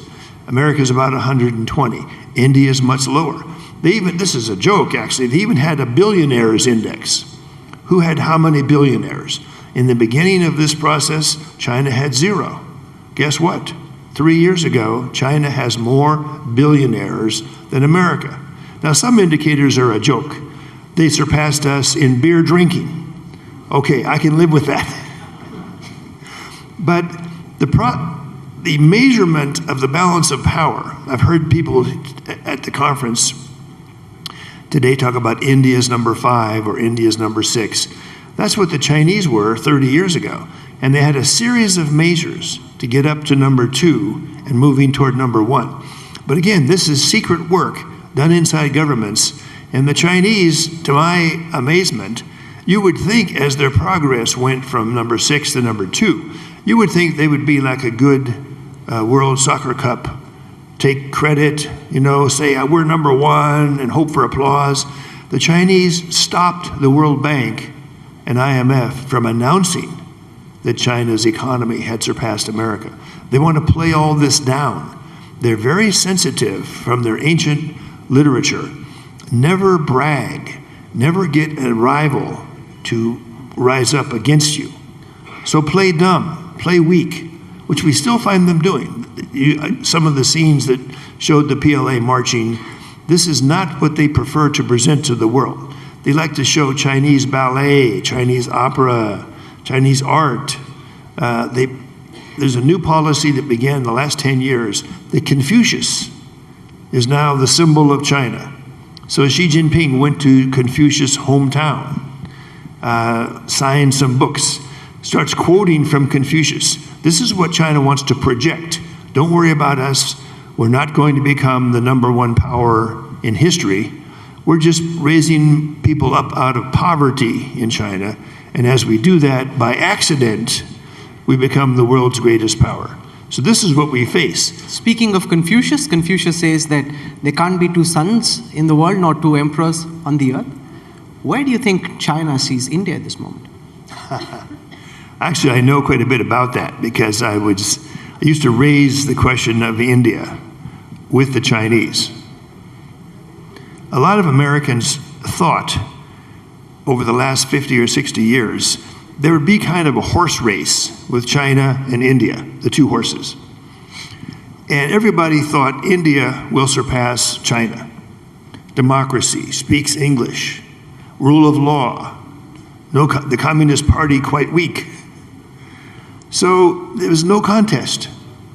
But then it turned out the opposite. China pulled way ahead of India in almost every indicator. So why did this happen? It looks like the American decision to invest heavily in China and to sell or give all American scientific discoveries to China, which we do by an agreement. Same thing with technology. We, the United States government, favored China over India for the last 40 years. And you'll find this discussed both in Dr. Jaishankar's book, The India Way, and the former Foreign Secretary Saran's book, How India Sees the World. The Indian government knew this. They knew that America was blocking the transfer to India of high technology since 1974 for various reasons. So even though we thought the Indian horse would win the race, in fact what happened is we helped the Chinese horse, which ultimately ends up 4 or 5 times larger and more technologically advanced than India. Now this has begun to change, but it's still not totally changed. Our trade with India still is not as high as with China. We're increasing our investment in China. Even after all the Xi Jinping aggressive moves, American investment in China is increasing. So the India moment is important, but there's also a China moment coming, which I believe they want to keep secret and play down. That they're so powerful now, they don't want a coalition formed against them. Manoj, Michael Pillsbury's suggestion is that instead of waiting till 2049, China could emerge as the world's #1 superpower much before that, in the early 30s, which isn't too many years away from, this is about 10 years away from now. He also thinks that China will inevitably win the battle to be the world's #1 superpower. Do you share that assessment? Or are you more skeptical? Yeah, I think you can color me skeptical on that. Look, the best laid plans often end up facing reality, and I think China is in its early days of trying to emerge as a global power. You can compare different metrics of China's relationship and its comparative strength with regard to the United States, and it's quite strange, me as an Indian saying that there is a stark disparity even today between the national comprehensive national power between China and the United States. If you just look at military power projection, Beijing's ability to project power beyond its near seas is extremely limited. In the Indian Ocean, it's extremely limited. Its ability to negotiate deals between countries is extremely limited. And I say that keeping in mind the fact that we've just seen some sort of an agreement between Iran and Saudi Arabia, which China swooped in at the last minute to try and broker. But is that really a peace deal? No, it's an agreement to talk, as opposed to necessarily trying to start a new era in the Middle East. Well, it's more than what the United States has been able to do. And Indeed. Speaking of military power, Indeed. If you read Michael Pillsbury's book, he writes about the assassin's mace. The assassin's mace is essentially the use of asymmetric weaponry to take on the enemy. You're not fighting conventional weapon systems with conventional weapon systems. Michael talks about the assassin's mace, and they've got more than an adequate mace to be a very deadly assassin. Yeah, no, absolutely. I'm not, by no means am I trying to say that China does not have significant comprehensive national power. But I think if you're still going to compare China with the United States, there's significant daylight between them. Has that gap shrunk over the last 30 years? Obviously it has. And that is a matter of concern. I also sort of disagree with the fact that Beijing is trying to downplay its intentions. In fact, it's quite obvious that it's actually talking quite much more publicly about its intentions. If you listen to what Xi Jinping is saying, he's no longer downplaying what he believes he wants the world order to be like. If you look at what their projections for their own desires in terms of the global governance architecture that they want, his initiative on global development, Belt and Road, Global Security Initiative, and now the Global Civilization Initiative, all of those talk about a world that he wants to create. So I don't think he's downplaying that. I think he's learned lessons from the Made in China 2025 fiasco, which led to the response in the United States and the Trump administration on trade, because that sort of really crystallized the nature of the economic threat that China presented. But I don't think he's downplaying it. I think he's being quite clear about what he wants to do. But I don't think he today has the capability to achieve those goals of dominance. And I think there's some of that we need to measure some of that, and it needs to be a little bit more measured in our understanding of what China maybe desires to do and what it can do. I'd love to have $1 billion in my account. It's not there. So I think we need to keep that gap between intent and capability in mind, and that allows us to then respond in kind to try and shape the kind of behavior that we want from China. You know, for those of you who haven't followed Michael Pillsbury's work, I just want to take you through the 9 key principles he lays out from the warring states era, which lie at the heart of his work and which give you a sense of how he thinks China operates, and as a fact it does. So the first is induce complacency to avoid alerting your opponent. For many years, Beijing did that. Manipulate your opponent's advisors. Be patient for decades to achieve victory. Steal your opponent's ideas and technology for strategic purposes. Military might is not critical for winning a long-term war. Recognize that the hegemon, in this case the United States, will take extreme steps, even reckless action, to retain its dominant position. Deceive others into doing your bidding, and this is something China is a master at. Wait for the maximum opportunity to strike. Be vigilant to avoid being encircled or deceived by others. And one of the mistakes in Chinese history that the warring states made is that the challenger oftentimes struck before its time had come, made the incumbent alert, and then helping the incumbent quash the challenger before the challenger could become the new superpower.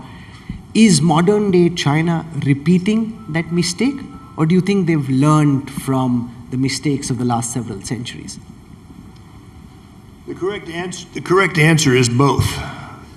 There is a debate in China that we can see indications of, that some people think Xi Jinping has gone too far, that he's a bit too open about China's goals.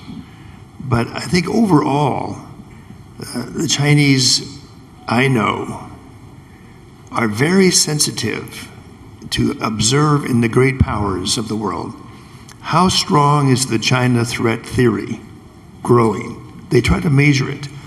They know individuals. We know that their embassies keep track of who are China's friends, who believes in the China threat theory, who are the swing voters in between. Are you a friend, enemy, or a frenemy?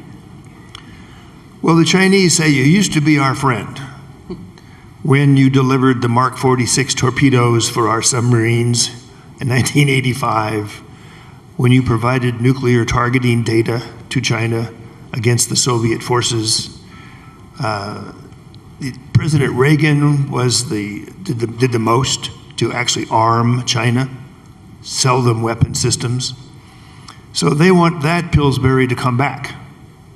They haven't given up hope. And there is a group in our country, the so-called G2 people, They believe the US and China have a destiny to work together against all the other powers of the world. These are who you call panda huggers. They just like the word G2. No G20, no G15, G2. That basically the two great economies of the world can have the world order be their work. China encourages that way of thinking. One time they proposed to Obama, they proposed again to Trump, something called the new model of great power relations. And at first it sounded very good. The new model means the rising power doesn't get attacked or hurt by the hegemon. But the Obama team started asking, well, who is in the great power relationship? Is India included? They said, no, India is not part of the great powers. And as the Obama team learned more, they turned down the Chinese offer. They've made it again to the Biden team. So this is something to watch in terms of how the world perceives the rise of China. If it's still a friendly panda, then a coalition's not necessary. And the only Cold War will be over technology issues. If you're sitting in India, I promise you, you're not seeing a friendly panda, you're seeing a lurking dragon. You're on the front line with China. You know, we don't have a border with China. Given all your expertise built over the decades with China, what's your best estimate, Mr. Pillsbury? When and will the People's Liberation Army attack Taiwan? Well, it depends on Taiwan and America's way of talking about Taiwan. The deal that was made by Henry Kissinger in the beginning was we Americans and the rest of the world pretty much included, we will not take a position on who Taiwan belongs to. We acknowledge you Chinese think that Taiwan is yours, but we don't actually accept that. So if that changes, that's a cause of war for China to attack. Right now, the ambiguity about who owns Taiwan is what keeps Beijing from having to attack. But there are already voices around the world that say Taiwan is independent.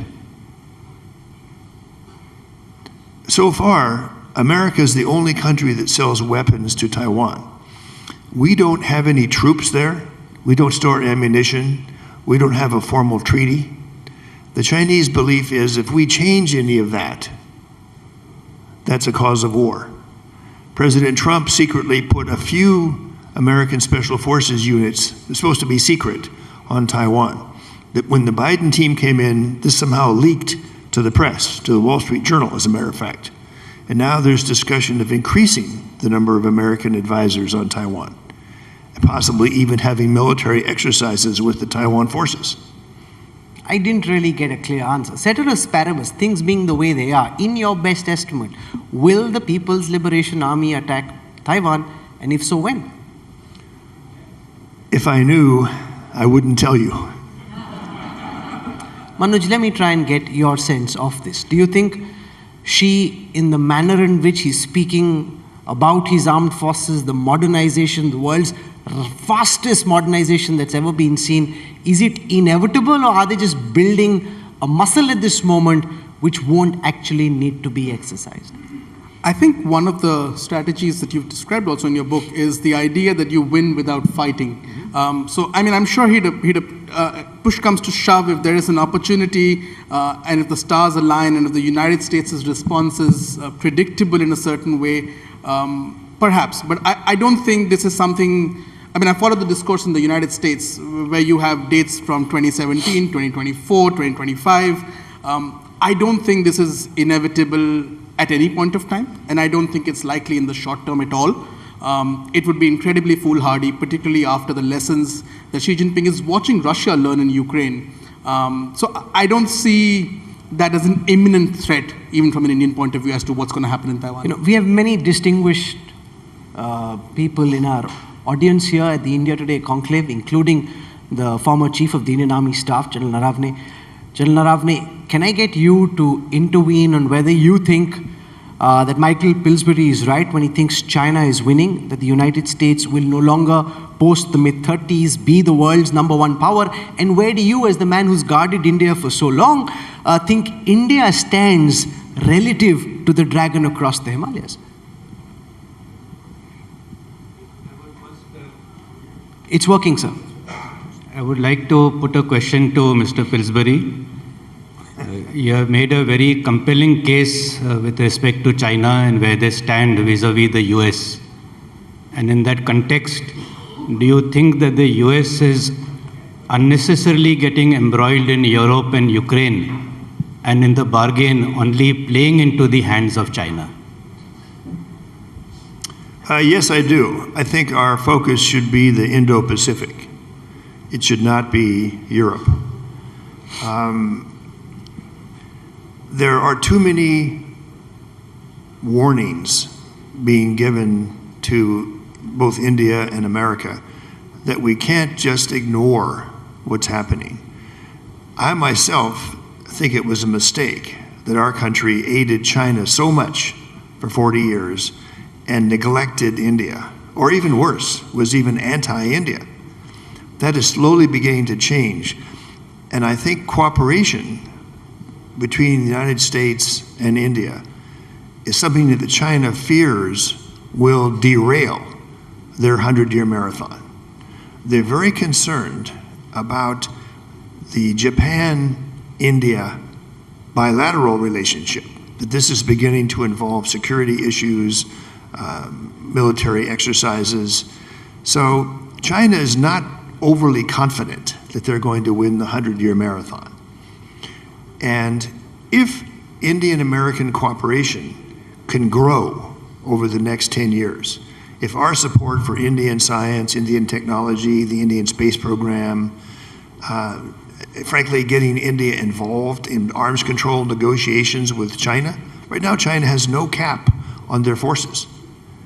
And if they're going to break the Russian-American 1,500 nuclear warheads limit, it affects India too.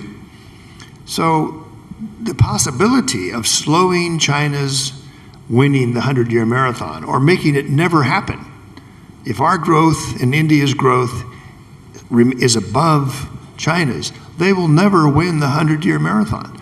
So in a way, it's in our hands, even though you and I are out of power right now, it's in our hands to slow down or even stop the 100-year marathon. But whether this will happen or not depends a lot on the cricket analogy. Can people tell that there's a game going on, that the umpire is calling things in the wrong way, and the score is looking bad? So far, nobody pays much attention to the global balance of power involving China, India, and America. For a man who comes from a country obsessed with baseball, you picked up some cricketing metaphors very quickly, nicely done. You're going to be meeting India's Foreign Affairs Minister tomorrow, from what I gather. If you were advising the Indian government at this moment, given what you've seen of how China operates, what do you think New Delhi needs to do between now and the next 10 years to increase its national comprehensive power to be a more robust competitor to Beijing? Well, first of all, Americans never should give advice to Indian cabinet ministers, but there is something we can learn from China. The Chinese communists had been in a war with America. There's various estimates, up to 1 million people killed on the Chinese side and the North Korean side, 20 years of hostility. But when the Chinese decided about the 100-year marathon, which is roughly 1978, 1979, they were ruthless for the next 30 years in bringing foreign investment into China. They hated the foreigners before this. But now when the Communist Party gave orders, if you and I wanted to build a cell phone factory in China, they would bring the infrastructure to us for free. Tax break, 10 years for free.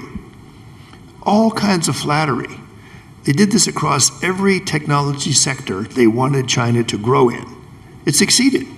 Notice the way India treats foreign investors up until recently. Not very friendly. mob scenes in front of McDonald's and Kentucky Fried Chicken. This is foreign stuff, you know, it shouldn't be here. The Chinese very quickly opened 1,000 Kentucky Fried Chicken stores. They opened several thousand McDonald's, Starbucks all over China. It's a miracle that the Chinese Communist Party was able to turn on a dime. Okay, the foreigners were all bad and evil before, now we welcome foreign investment in the extreme. That worked beautifully for them. I'd love to see that happen in India as well. Okay, so we're out of time. I could go on and on because that's how fascinating and devious everything to do with Beijing is at the same time. And very few people are as clear-eyed about China as Michael Pillsbury is. Manoj Kevalramani, thank you very much for joining us. Thanks also, Mr. Pillsbury. You'll be around, so if you have any more questions on China, feel free to walk up to Mr. Pillsbury during lunch or any of the breaks. Thank you very much. It's been an absolute honor to have you here at the conference. Thank you. Ladies and gentlemen, please raise a warm applause for our speakers. This session was brought to you by Radhiko Khaitan, and I'd quickly call upon Mr. Ramar Sinha, CEO, Radhiko Khaitan, to come up on stage and present a small token of our appreciation to our esteemed guests.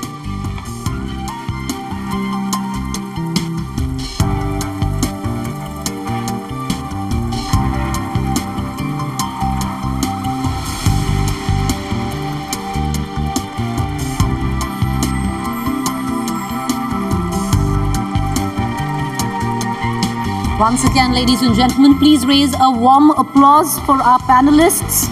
You can also buy their books, get them signed too at the Author's Corner in the atrium right outside Roshanara Hall.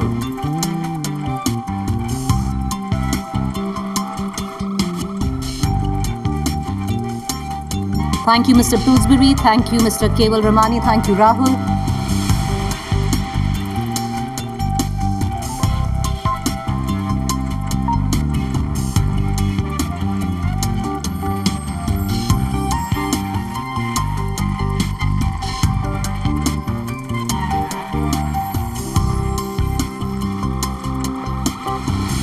All right, ladies and gentlemen, we hope you are tweeting. Our hashtag is hashtag India Today Conclave.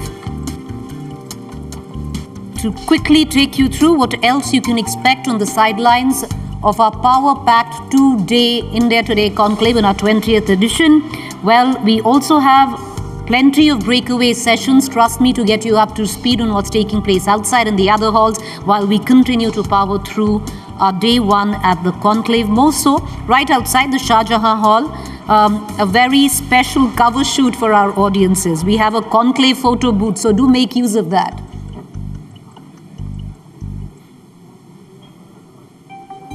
Do post that picture with the hashtag India Today Conclave. Also, what we do have at the Shah Jahan Hall is a special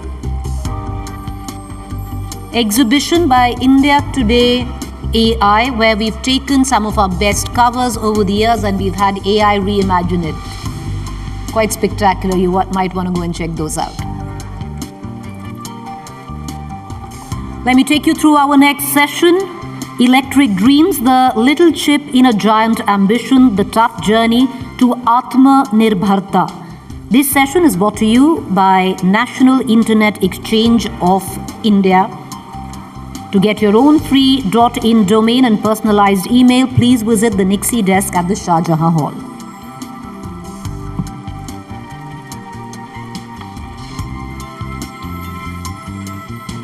We take it from here. May I please invite sessions moderator Siddharth Zarabi, managing editor, Business Today TV, to come up on stage and introduce you to our next speaker.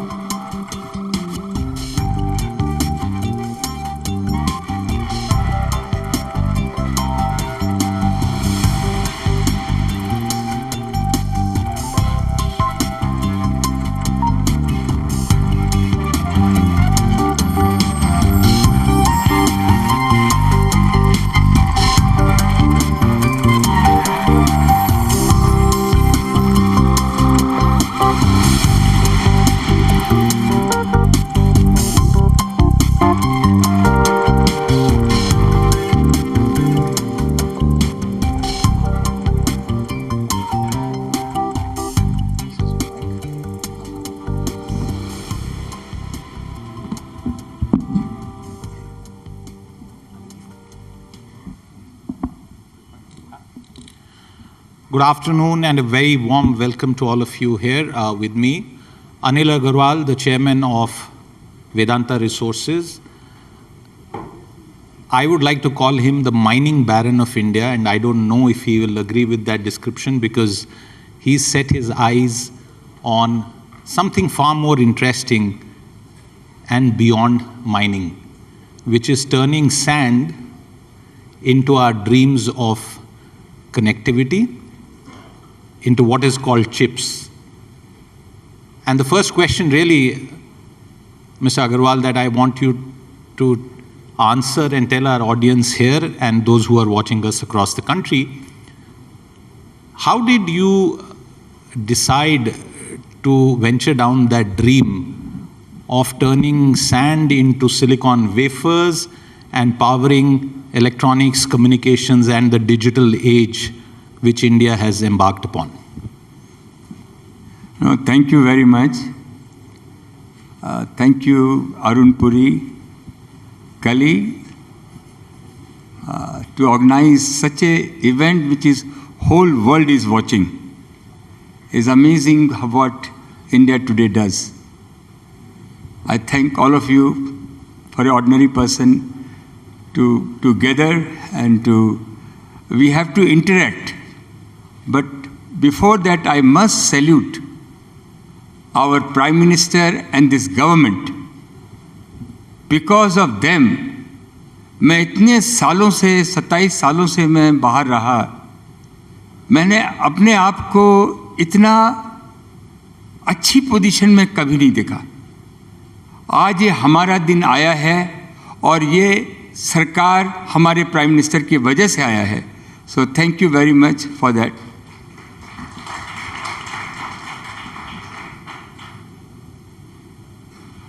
आपने कहा mining, all is mine.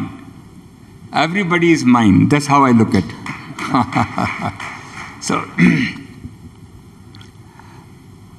मेरे दिल में कभी भी नहीं रहा कि पैसा कमाना है, या शुरू में तो पैसा ही चाहिए था, लेकिन जैसे जैसे टाइम गुजरता गया, कुछ डिफरेंट करने का, कुछ कर गुजरने की इच्छा हरदम रही।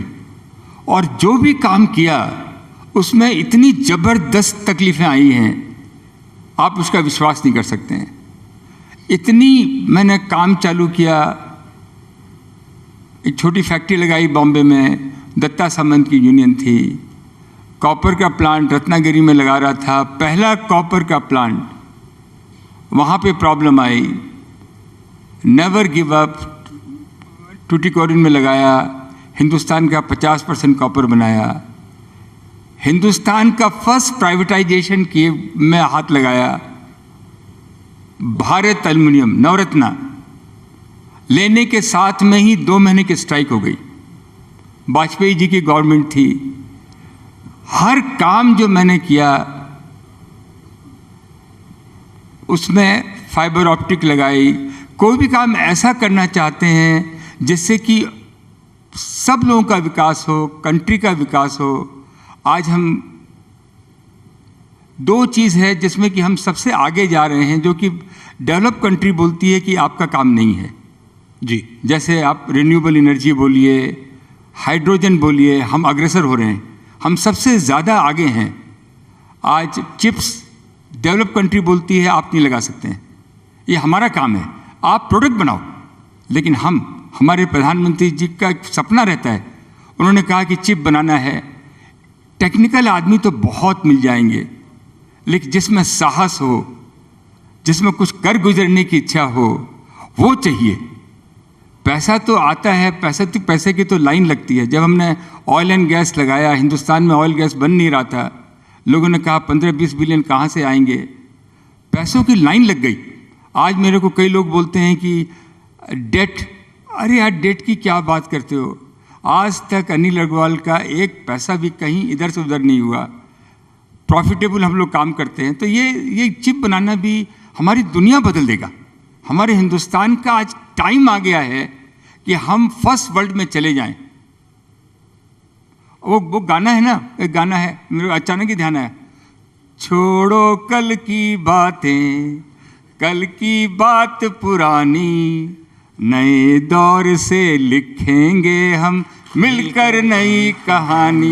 हम हैं हिंदुस्तानी, हम हैं हिंदुस्तानी, ये काम है। ये आपने बहुत अच्छा एक पॉइंट बोला, and the choice of song is also very excellent, but I want to come back to that point. आपने 22 साल पहले जब भारत एल्युमिनियम लिया तो आपने उसको खरीदा। मैं ये पूछना चाहता हूँ, in 2023 if I were to ask you, did you make the right decision या लेने के देने पड़ गए सरकारी कंपनी खरीदने के बाद? जो सिर पे कफन बांध के चलते हैं वो लेने के देने कैलकुलेशन नहीं करते हैं। हम लोग बिहारी लोग हैं, बिहार से आए हैं, तो कोई गिनती करके नहीं आए थे क्या खोया क्या पाया, लेकिन कुछ कर गुजरेंगे। भारत एल्युमिनियम, मैं अपने बाबूजी के साथ में रेणुकूट जाता था, 14-15 साल की उम्र थी, पटना से बनारस, बनारस से शेयर टैक्सी में रेणुकूट जाते थे, और मैं एक ही इच्छा रहती थी, बाबूजी 7 आदमी बैठते हैं टैक्सी में, एक टाइम में 4 आदमी बैठ के जाएंगे। और रेणुकूट की फैक्ट्री जब देखता था तो आंखें चकाचौंध हो जाती थी कि एल्युमिनियम की ऐसी फैक्ट्री हो सकती है। और एल्युमिनियम बनाया। आज वर्ल्ड की लार्जेस्ट एल्युमिनियम प्रोड्यूसर वेदांता है। जब आप आगे बढ़ते हैं तो ईश्वर साथ में देता है आपके। वहाँ कैलकुलेशन नहीं है, हमारे यहाँ कैलकुलेशन है 2 से 2 4 हुआ, 4 से 4 8 हुआ। वहाँ आपकी इच्छा, आपकी मंशा क्या है, अपने लिए है कि सबके लिए है, वो देखी जाती है। तो लेने के देने तो लगता था, बट आज बाल्को जो हमने ली थी तो 1 लाख टन की थी, आज हम 6 लाख टन माल बना रहे हैं और 10 लाख टन माल अगले साल बनाएंगे। बहुत अच्छा लगता है। आज छत्तीसगढ़ की नाक है, हम जान हैं बाल्को। जी, आपने हिंदुस्तान जिंक भी लिया है, but I want to come back to the issue of your plans for semiconductors. On the 19th of January in Davos, you had told us that the groundbreaking ceremony of the plant will happen in 30-40 days. And the plant, as we all know, is happening in Gujarat, outside of Ahmedabad. That is the plan that has been announced. And Maharashtra was very upset. So at least tell us now, what is the status, when is the groundbreaking happening, and वहाँ बनाएंगे क्या? ये अपने हिंदुस्तान को हम लोग first world में कैसे लेके जाएं? क्योंकि हमारे यहाँ जो क्षमता है, जो हमारे यहाँ व्यापारी है, जो हमारे यहाँ एंटरप्रेन्योरशिप है, जो लगन है, जो रिस्क लेने की ताकत है, आज गवर्नमेंट समझ रही है। तो जब मैं सिलिकॉन वैली जाता था, 50% इंडियन थे, सारी दुनिया को चलाते थे। एक ही तमन्ना रहती थी कि हिंदुस्तान में एक सिलिकॉन वैली बननी चाहिए, उससे बड़ी बननी चाहिए। बात भी उसके सामने करनी चाहिए जो समझे, नहीं तो लोग पागल बोलेंगे। लेकिन मन में तमन्ना थी। जब इस गवर्नमेंट की इच्छा हुई कि हम ये सिलिकॉन वैली बनाएंगे, तो मैं सबसे ज़्यादा अग्रसर रहा, सबसे ज़्यादा आगे रहा। ये सिलिकॉन वैली का मतलब क्या है?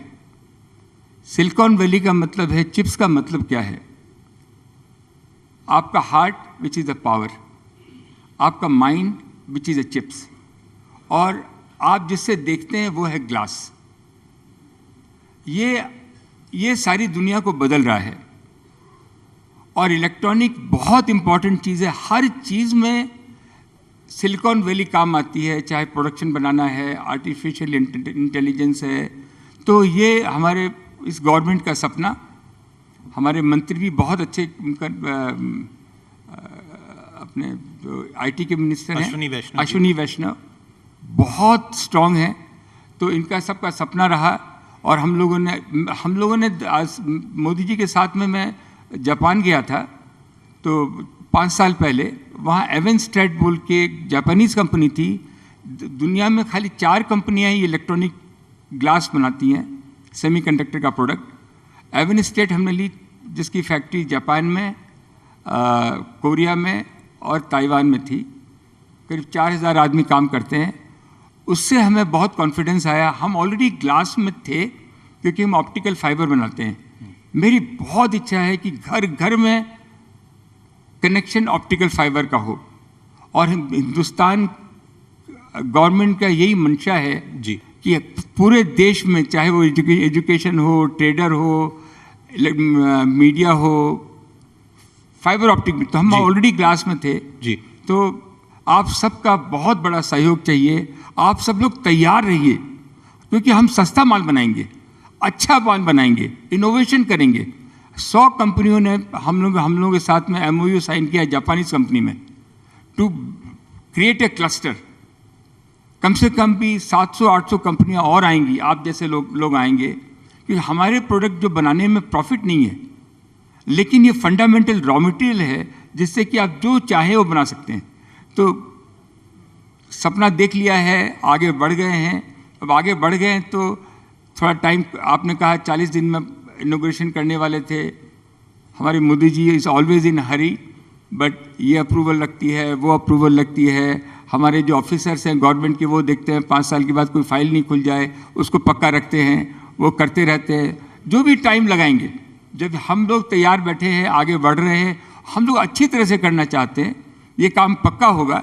लेकिन जब भी होगा, ये एक सपना जो हिंदुस्तान ने देखा है कि हम हर जगह पीछे रहते थे, आज रिन्यूएबल में, आज इलेक्ट्रॉनिक में, सेमीकंडक्टर में हम दुनिया से आगे जा रहे हैं। जी जी।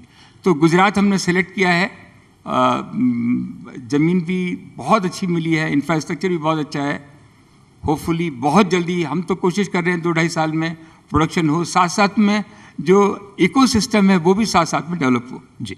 आपने स्टार्ट में ये कहा कि India is in a sweet spot. एक सवाल जो मैं आपसे पूछना चाह रहा हूँ, आपके बारे में नहीं, बट एक पिछले दिनों में एक वाकया जो चला, अडानी समूह को लेके काफ़ी चर्चा हुई about their debt and their financing and कई सारे मुद्दे उठाए गए। आपको क्या लगता है कि ऐसी चैलेंज क्या केवल एक समूह विशेष तक है, और is it a larger issue with respect to our story? देखिए, ये तो चलता रहेगा। हमने देखा है अमेरिका में कोई भी बिजनेस चला, IT बिजनेस चला, बैंकिंग बिजनेस चला, कुछ आगे जाते हैं, कुछ पीछे जाते हैं, कुछ के डेट कम होते हैं, बेसी होते हैं। लेकिन ये जो पहल हुई है, जैसे कि 100 बड़ी कंपनियां खड़ी हों, 1000 कंपनियां नंबर 2 में खड़ी हों, वो टाइम हिंदुस्तान का आ गया है। हम लोगों को डिले नहीं करना है, सबसे बड़ी बात है। तो ये जो डेट का है, हिंदुस्तान का व्यापारी ईमानदार है, हिंदुस्तान के एग्जीक्यूटिव अच्छा काम करते हैं। अगर किसी भी कंपनी में अगर इंडियन CFO है, उसकी शेयर की प्राइस ऊपर जाती है वर्ल्ड में। ये जो ऑरा चला है आज का हमारा, उसको हम कैश करें। हमारे बच्चे सबसे ज़्यादा अच्छे बच्चे हैं मेरे हिसाब से पूरी दुनिया में। तो ये जो आपने बताया, लोग हिंदुस्तान को आगे आने नहीं देना चाहते। आप विश्वास रखिए, हिंदुस्तान आगे आएगा तो हज़ारों लोगों के आंसू निकलेंगे।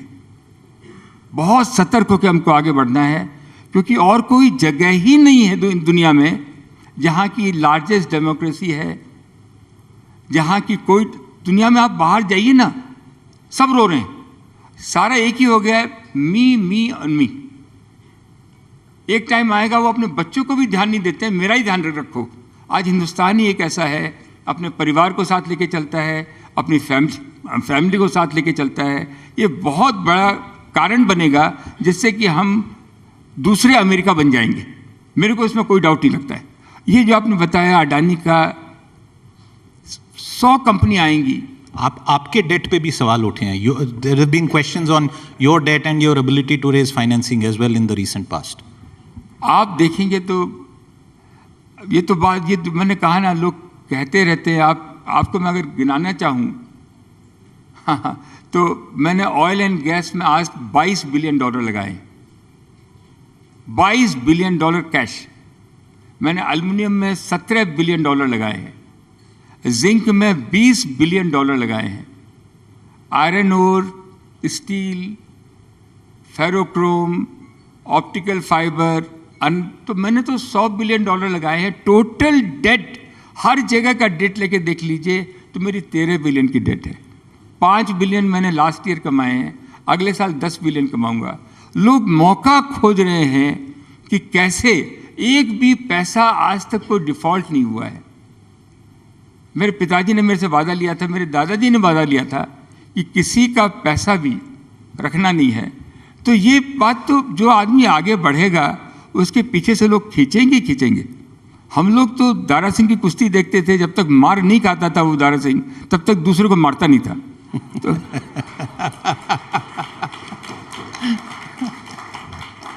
तो हम लोग तो मार खाने के लिए तैयार ही हैं। मारो ना भाई, जितना मारना। गवर्नेंस में प्रॉब्लम नहीं करना, अपने गवर्नेंस में प्रॉब्लम नहीं हो, आप आगे बढ़ते जाओ। कोई डेट जो जिस कॉस्ट में हम लोग प्रोजेक्ट लगाते हैं, हिंदुस्तानी जो प्रोजेक्ट लगाता है, जो टेक्नोलॉजी लेके आता है, हम लोग के पास जो आदमी, लॉयल आदमी यहाँ रहते हैं जी, उसका कोई मुकाबला नहीं है जी। तो डेट की बात भी लोग करेंगे, पर्सनल बात भी करेंगे, और अच्छा भी है बात करें।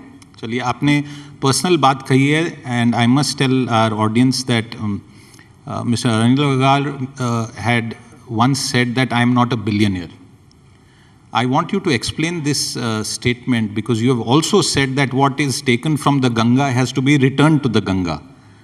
तो इसका मतलब समझाइए कि आप क्या कहना चाहते हैं, और आप बिलियनियर हैं कि नहीं हैं आज की डेट में? मैं डेफिनेटली बिलियनियर नहीं हूँ। आज मैं ये मैं टाई नहीं पहनता। ये टाई इसका एग्जाम्पल है।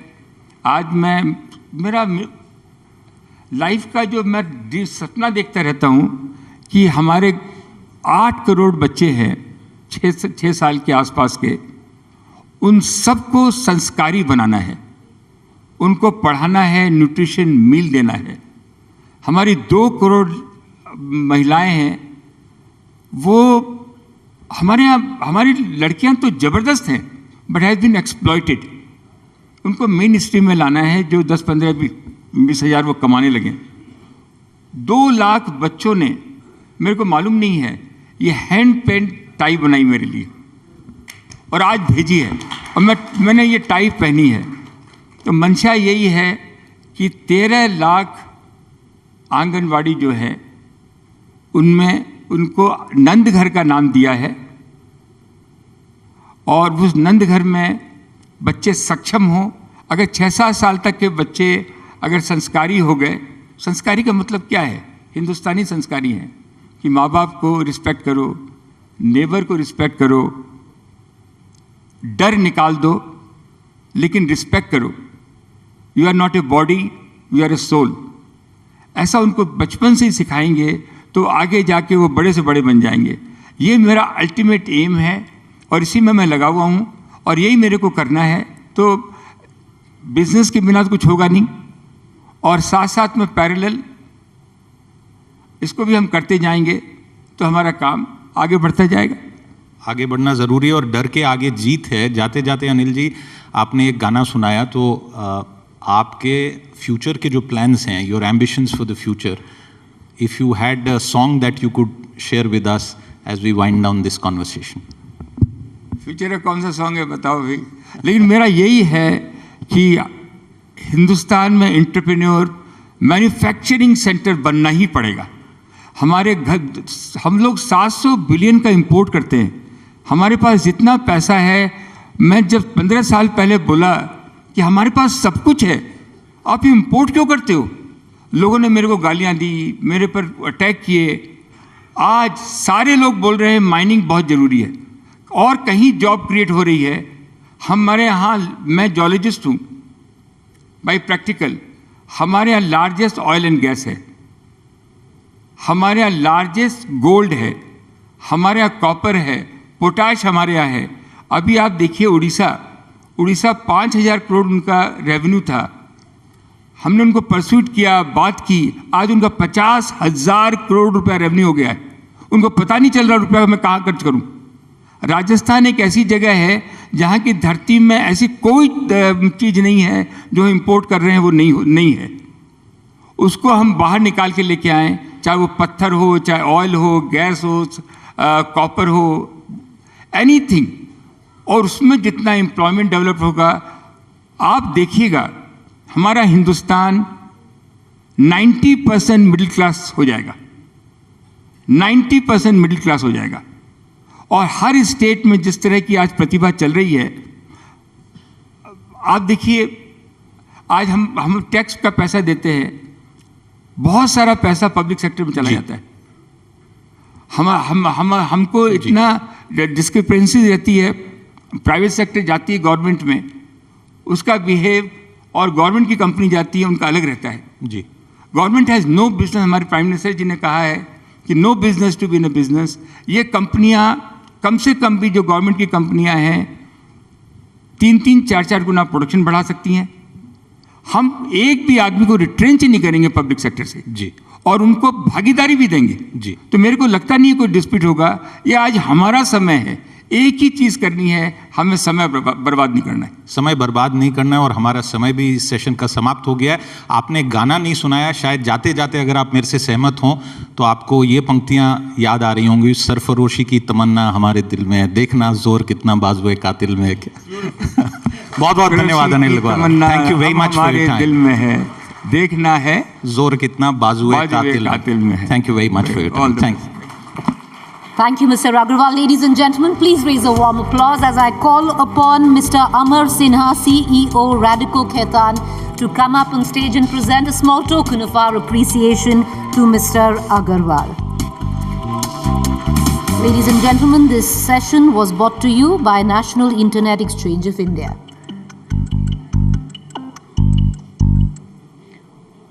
Do put your hands together for Mr. Anil Agarwal, Chairman, Vedanta Resources Limited.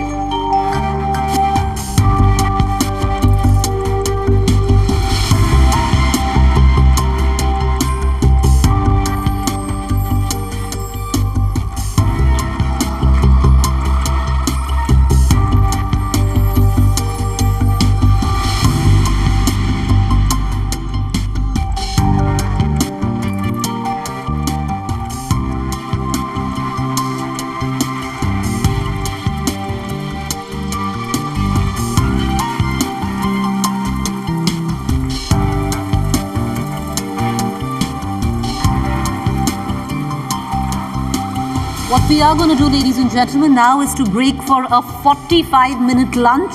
Lunch is served at the Shah Jahan and the Mumtaz Hall.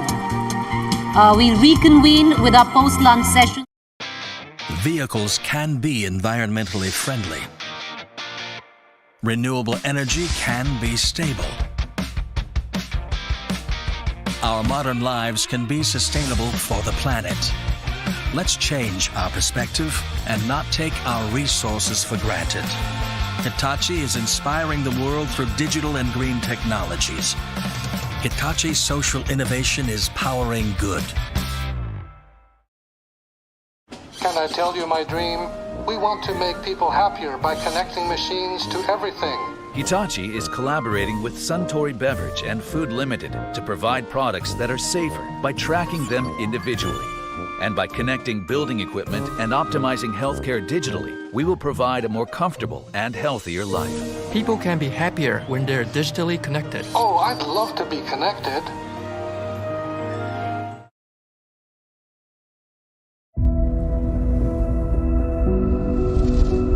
From a land older than time, amidst the magnificent palaces, enveloped in the mystic fog, where the elusive tigers exude a timeless valor,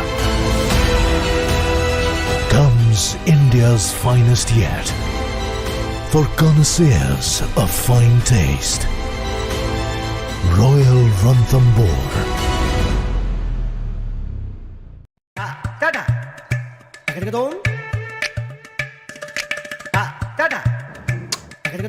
Mixed pickle.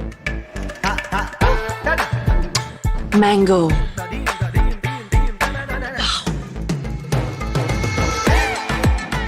Green chili. Tops pickles. अब 51 flavors में. Tops. India का top test. ये kitchen कुछ खास है. Cooking का यहाँ अलग अंदाज है. कभी दिल दही बल्ले की विश करता है, तो कभी ये सालसा करता है।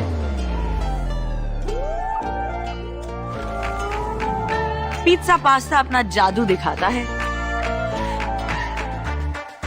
और शेजवान सॉस देखो कैसे रंग जमाती है। देसी क्या चाइनीज में भी यहाँ तड़का पड़ता है। दिल कभी रेड कभी ग्रीन चिली पे मरता है। तो आज ही टॉप सॉसेस की वाइड रेंज घर लाएं और हर दिन कुछ नया बनाइए। टॉप्स, इंडिया का top taste. We dared to see India differently, to build a better life for you. You deserve a fulfilling life. Your smile inspired us during the pandemic. We delivered the knowledge to the curious ones. We wish for your dreams to fly as our flights do. Now 1.3 billion Indians can explore the world of opportunities. We are here, transforming tomorrow today. We are NEC. We dared to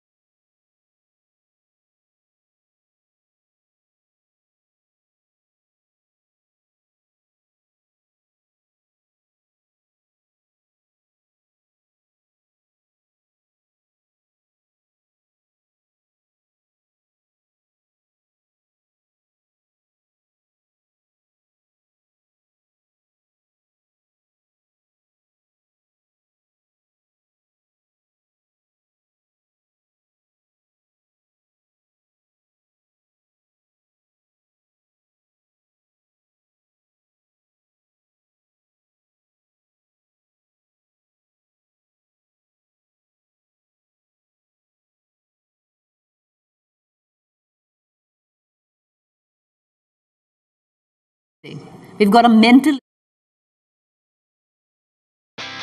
Vehicles can be environmentally friendly. Renewable energy can be stable. Our modern lives can be sustainable for the planet. Let's change our perspective and not take our resources for granted. Hitachi is inspiring the world through digital and green technologies. Hitachi's social innovation is powering good. Can I tell you my dream? We want to make people happier by connecting machines to everything. Hitachi is collaborating with Suntory Beverage and Food Limited to provide products that are safer by tracking them individually. And by connecting building equipment and optimizing healthcare digitally, we will provide a more comfortable and healthier life. People can be happier when they're digitally connected. Oh, I'd love to be connected.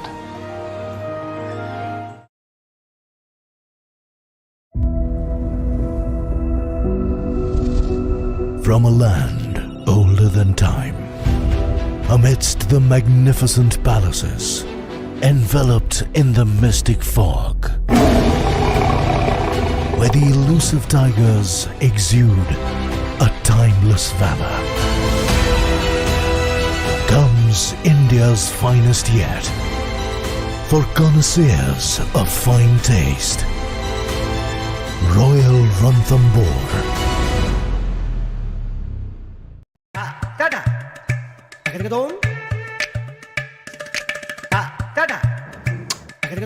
Mixed pickle. Mango.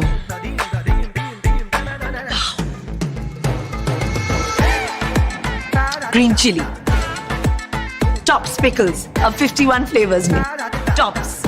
India का top test. ये kitchen कुछ खास है. Cooking का यहाँ अलग अंदाज है. कभी दिल दही बल्ले की विश करता है, तो कभी ये सालसा करता है.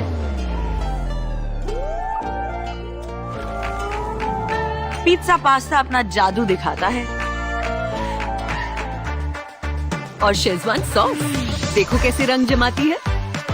देसी क्या चाइनीज में भी यहाँ तड़का पड़ता है. दिल कभी रेड कभी ग्रीन चिली पे मरता है. तो आज ही टॉप सॉसेस की वाइड रेंज घर लाएं और हर दिन कुछ नया बनाइए. टॉप्स, इंडिया का top taste. We dared to see India differently to build a better life for you. You deserve a fulfilling life. Your smile inspired us during the pandemic. We delivered the knowledge to the curious ones. We wish for your dreams to fly as our flights do. Now 1.3 billion Indians can explore the world of opportunities. We are here, transforming tomorrow, today. We are NEC. Sit in and watch our mentalist who's coming up next. Well, you know, if it's not your cup of tea, do step out. We have a breakaway session by Hitachi. It's on connecting humans with humans, how technology driven by green and digital is accelerating innovation to touch billions of lives. So that's going to start at 3 p.m. It will be at the Roshanara Hall. So make your way there just in case you don't want to sit through our next session.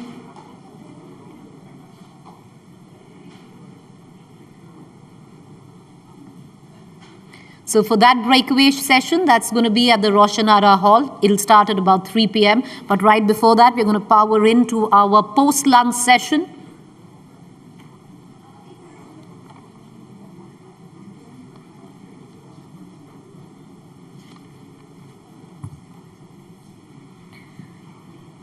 It's a show and tell, the art of self-belief, reading minds, and psychological illusions.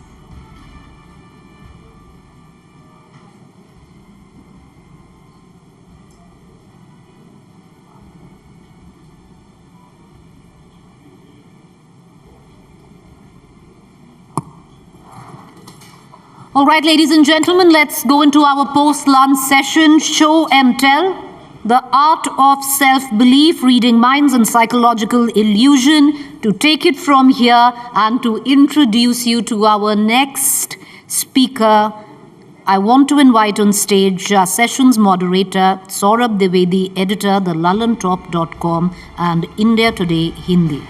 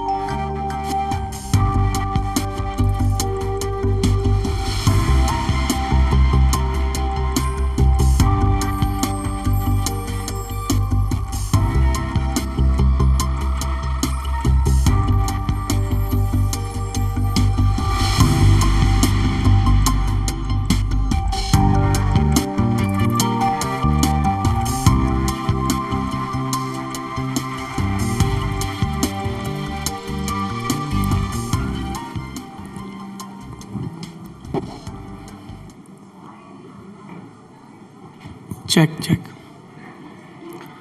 देवियों और सज्जनों, lunch के बाद की सुस्ती को दूर करने का वक्त आ गया है।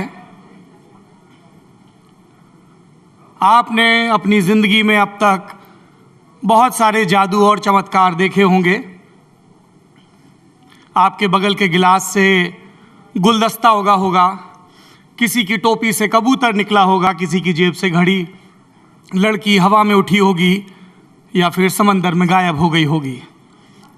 पर ये वो जादू हैं जो मंच पर दिखते हैं। उससे भी बड़ा एक कर्तव्य है जो आपके दिमाग में होता है। किसी को पता नहीं चलता कि हमारे दिमाग में क्या सीक्रेट है। और तब मंच पर आता है एक माइंड रीडर और वो आपको बताता है कि आप इस वक्त क्या सोच रहे हैं।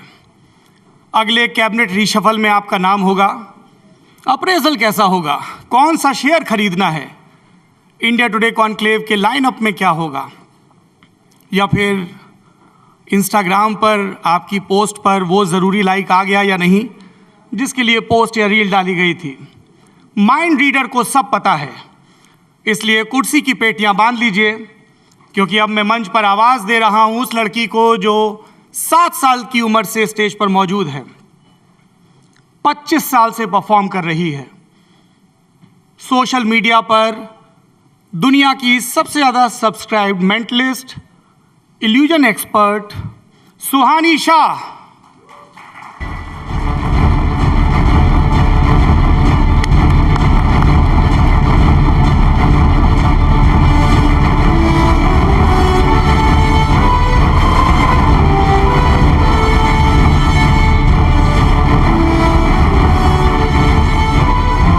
Thank you so much.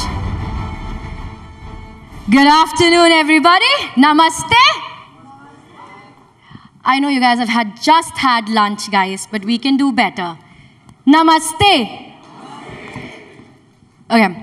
If anyone has seen any of my videos ever, or whatever I'm going to perform over here right now, it's important for me to clarify that whatever I do, it's an art form called mentalism. It has nothing to do with any supernatural power or Devi Shakti. I do not read minds. I only give an illusion of reading minds. So stop sending me messages and DMs asking me about your partner's password. That's not what I do for a living, guys, okay?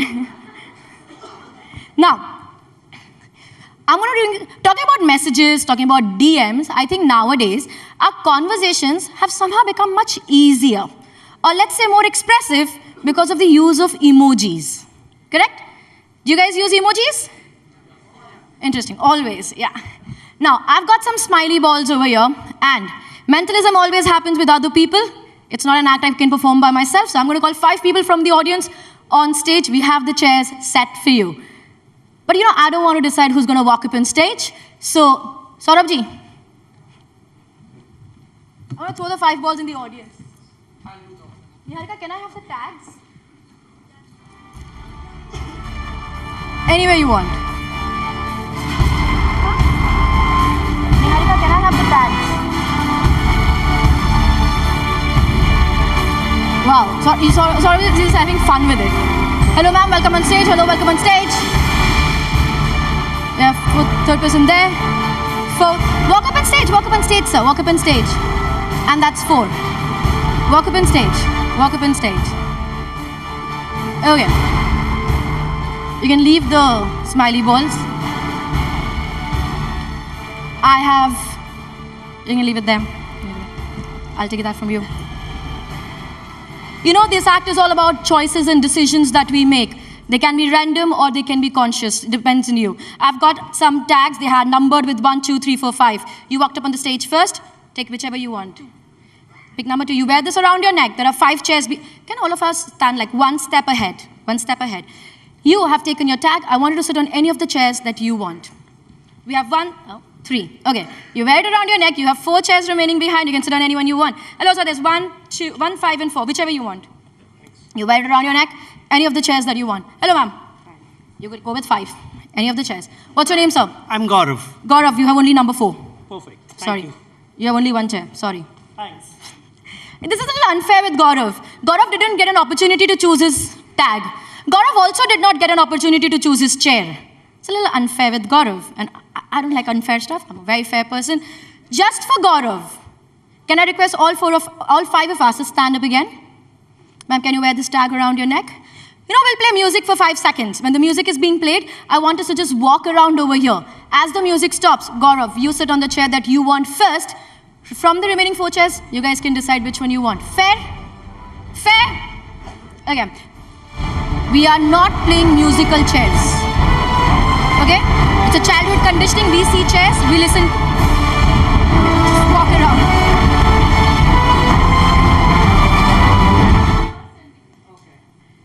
Gaurav, you can't go back to the same chair, Gaurav. Yeah, I mean, I made it even more fairer.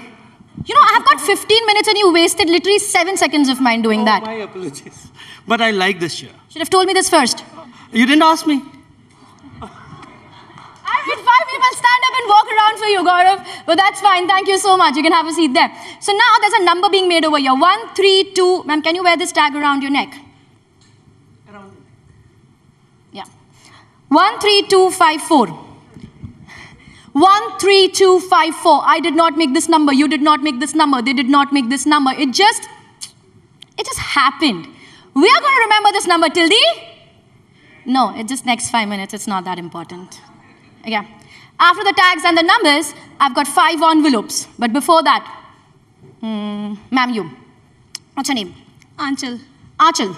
I want you to choose anybody from the audience and who you feel a connection with. Okay? Can I have the diary with emojis in it, please, Niharika? Okay. This could be somebody you know. This could be somebody you do not know. I already have someone here with a connection. So, do I need to choose him or somebody else? Choose somebody else. It's an opportunity. Yeah. Go ahead. Him. Him? Yeah. Okay. Can I request you to walk up on stage, please? And can I have the envelopes? I've got a book with a lot of emojis in it, okay? What's your name? Vibhor. Do you mind holding the mic? Yeah, sure. Vibhor, book of emojis.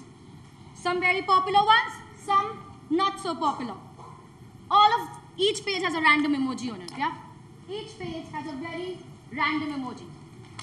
Okay, Vibhor, when I showed these, ma'am, you can have a seat. Vibhor, you know, when I was showing these emojis, did you, in your mind, think of the emoji that you use very often? No. Is there an emoji you use very often? Yes. Is it any way possible I can know that emoji? You can try. Of course I'll try. But is it any, like, have you told this to me or any way possible? Have I happened to you? No, I don't do all that. No, I haven't. Okay. Think about that emoji in your mind. You got 2, 3 in your mind. Only one now. Now. You changed your mind like twice, thrice. You got one before and you got one now. Both of them are very different. Which one should I reveal? The one you got before or the one you got now? Now. Did you think of a face palm by any chance? Yes, I did.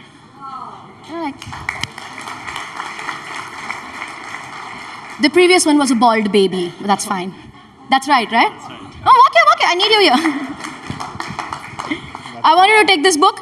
Okay. I want you to hold it nicely and open to any one random page. Any one. It has to be absolutely random. Close it. Show it to everybody what you... No, just show it to everybody. It's a corn emoji. This was a 100 sign. This was a crying sign. But you chose a corn emoji. I want you to stand right here. I've got these 5 envelopes, which I'm going to give to everybody sitting right there. Can you hold the mic for me? You need help? No? That's fine. 1, 2. Do you want to mix them up? It's okay. Do you trust me? I'll put this on top. 1, 2, 3, 4, 5. 1 for each one of you. It's absolutely random. Absolutely random. No, I'm just playing around. I don't know what's in front of me. Okay. Now, ma'am, you chose Vibhor to walk up on stage. You could have chosen anyone. Okay? And but you chose the corn emoji. It could have been anyone. One page up, down, it was a different one. He chose a corn emoji. If things had to connect, then the envelope that you have and the emoji that's in that envelope should match. Correct? Would that be surprising? Let's check this. Can I request you to open the envelope? Show the emoji to everybody. Gaurav, you're not supposed to open that, no? Then you tell me that I don't ask you. Wait, everybody hold on.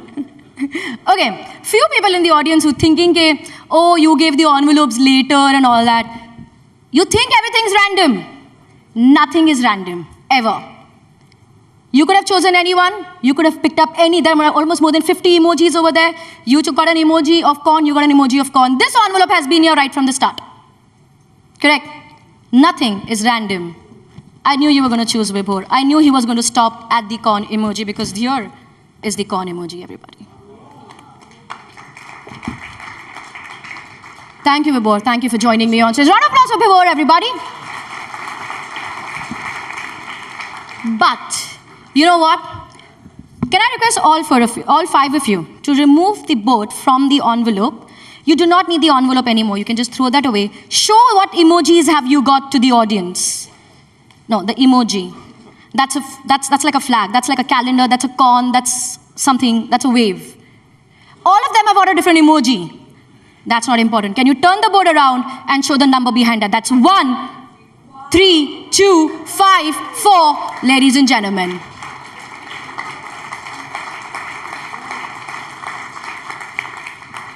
I'm going to walk up to Gaurav. Gaurav, you had the option of sitting on any of the chairs. You chose this one twice. Can I request all 5 of you to stand behind the chair you chose? And Gaurav, why did you choose this one? What is your obsession with this chair? It was just random. Random. Nothing is ever random. What's the emoji in your hand?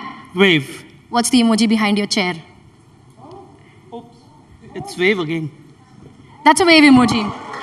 Not all of them have a wave. We'll help you turn this around. You have a clear. This is like a clear sign. CL. That's a clear sign, ladies and gentlemen. Can we turn this around? Can we turn that around? That's a corn emoji. That's a calendar emoji. That's the flag emoji, ladies and gentlemen.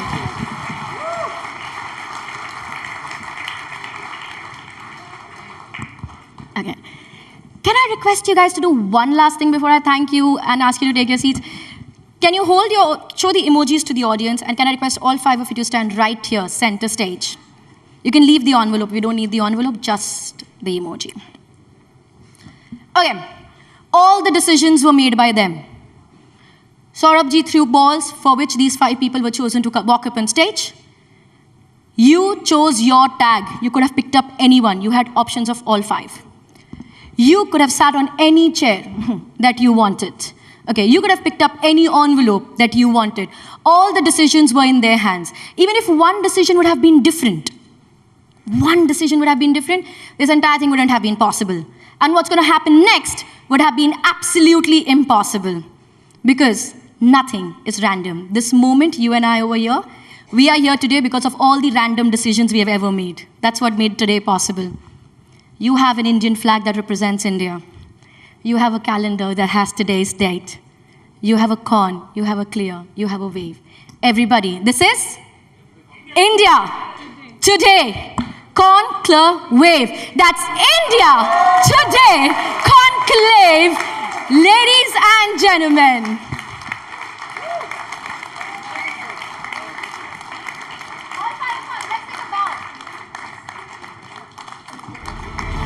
Thank you so much. Thank you so much for joining me on stage. Thank you so much. Thank you. Thank you so much. Thank you, buddy. Thank you. Thank you, Gaurav. Thank you so much. A round of applause for all 5 of them, ladies and gentlemen.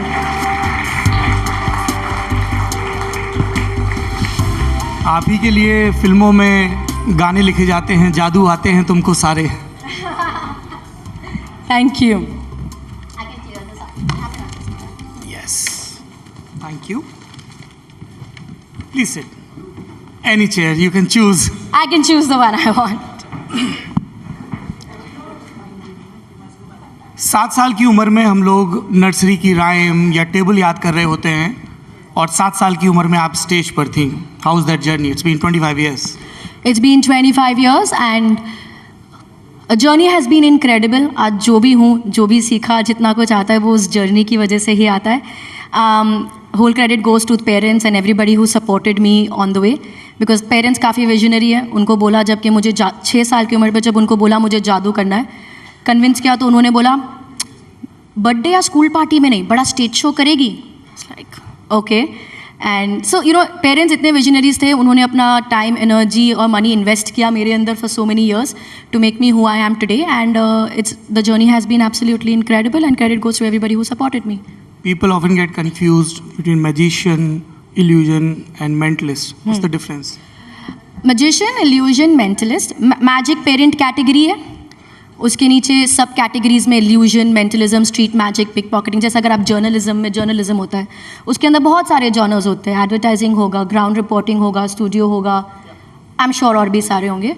तो हर वो व्यक्ति जो ground reporting करता है वो journalist होता है, पर ज़रूरी नहीं कि हर जर्नलिस्ट ग्राउंड रिपोर्टिंग करता है. Similarly, every mentalist is a magician, but not necessarily every magician is a mentalist. It's just a genre of magic. Magic is the parent category.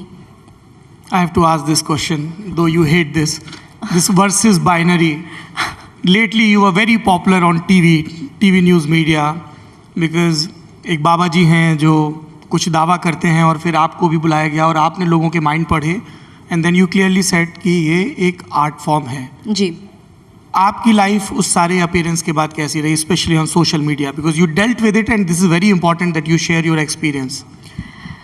My experience has honestly been, the word would be interesting, incredible, because first time ऐसा हुआ था where I felt I'm so demanded suddenly, because everybody wanted like an opinion. अच्छा आप अभी हमारे साथ करके बताओ, अच्छा आप ये बोलो, आपने, people had so many questions and I realized how much am I going to go out and speak more about it, but मुझे जितना support मिला, you know, people who came out and wrote amazing things about me, they called me up and told me such amazing things about it. So the journey was very incredible. बहुत कुछ सीखा. I saw how media works, how I need to present myself. सबसे अच्छी बात जो मुझे लगी, my biggest takeaway from the entire incident what mentalism, magic एक art form है, वो घर घर तक पहुँचा. जो हमारे देश की एक प्राचीन कला है, जो मैं मानती थी कि भूल गए हैं लोग, I think वो वापस आई एंड घर घर तक पहुंची and that has been my biggest win in the entire story. सबसे अजीबोगरीब रिक्वेस्ट जो आपको सोशल मीडिया पर आती हो, सवाल रिलेटेड? मेरा माइंड रीड करके बताओ, हमारे मेरे को ना आई गेट वेरी फनी मेरे अगर इनबॉक्स और कमेंट्स में कुछ बहुत फ़नी होगा। जैसे मेरे आईपैड का मैं पासवर्ड भूल गया, वो बहुत सारी पिक्चर्स है, आपको जितने पैसे चाहिए ले लो, बस मुझे पासवर्ड बता दो। टू वेरी सीरियस वंस, मेरी मॉम कोमा में है, आप बता सकते कि वो क्या सोच रही है, मेरे बच्चे को ऑटिज्म है। तो from fun to serious I have gotten, मेरा इनबॉक्स भरा पड़ा है उन सब चीज़ों से। Would you like to share that particular incident when you were performing and somebody walked up to you कि मैं बहुत बीमार हूँ? पानी वाला। Yeah. This incident changed my life.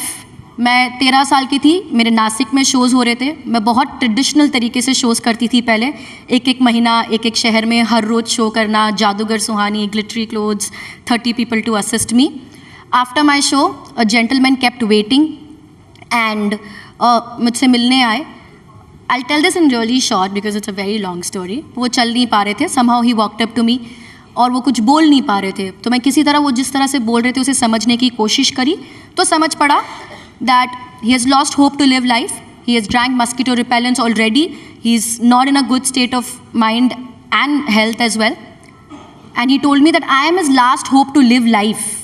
और अगर मैंने ठीक नहीं किया उनको जादू से, तो वो नासिक में जो ब्रिज है वहाँ से कूद जाएंगे। Everybody remember I'm 13 years old. Okay? And मुझे सिर्फ जादू करना आता था, अभी भी ज़्यादातर जादू ही करना आता है। तो मैंने मैजिक से थोड़ा सा पानी अपीयर किया, एक मटका पड़ा था उनको दिया और बोला have this you will feel better. उन्होंने पानी पिया, ऐसे कुछ किया एंड देन ही सेड मुझे अच्छा लग रहा है। मुझे बहुत अच्छा लग रहा था, तो मैंने थोड़ा और पानी ऐसे अपीयर किया, give it to him, asked him 2 sip सुबह पियो, 2 सिप रात को पियो, आपको बहुत अच्छा लगेगा। बिकॉज मैंने डॉक्टर्स को यही सुना था बोलते हुए, तो that was my knowledge then. I give it to him, he went back. Nashik के बाद हमारे शोज चलते गए, मैं औरंगाबाद में थी। I get a post card in Marathi translated to the water has changed my life, you have changed my life, I have started taking doctor treatment, I am feeling much better, आप and lot of things about how this is such a good thing that has happened in his life. I was more surprised than anybody else, because मुझे पता है कि मैंने तो उनको सिर्फ same simple पानी दिया था जो हम रोज़ पीते हैं, but how his belief, his faith turned water into something so miraculous that cured him.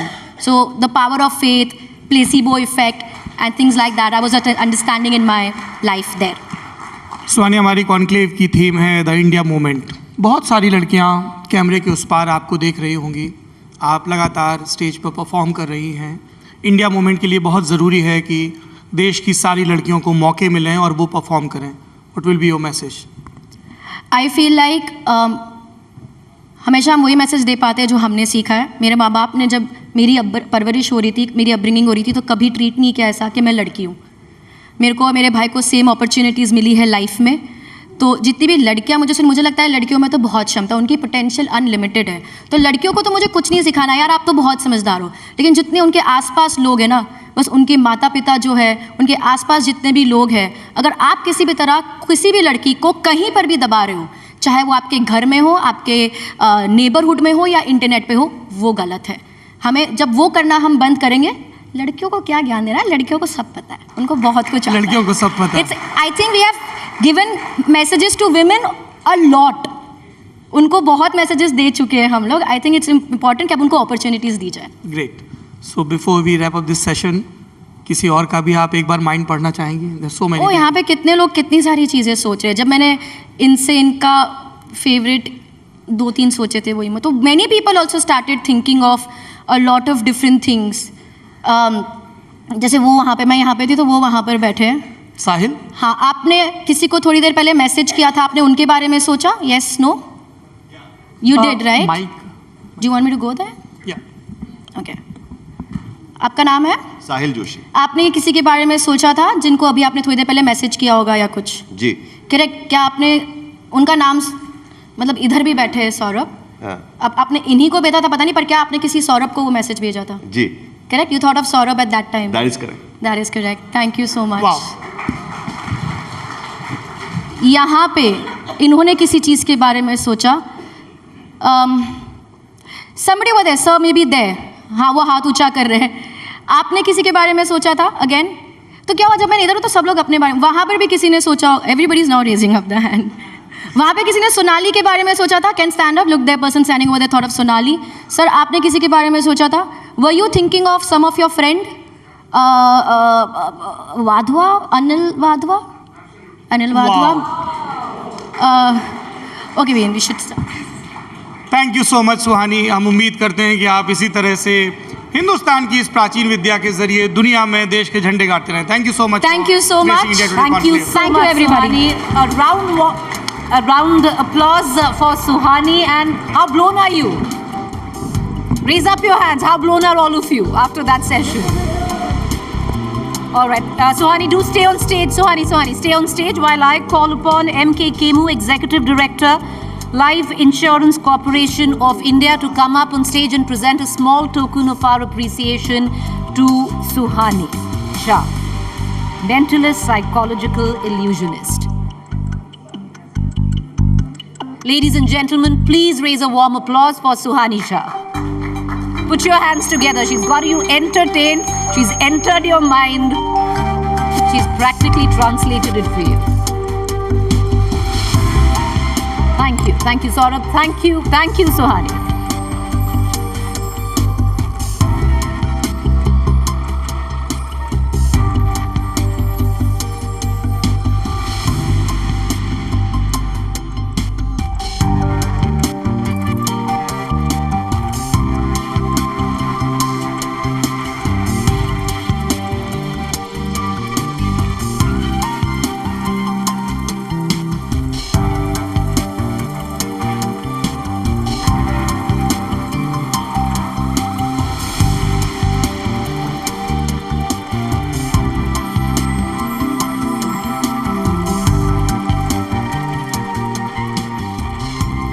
With that, viewers, let me take you now to our next session.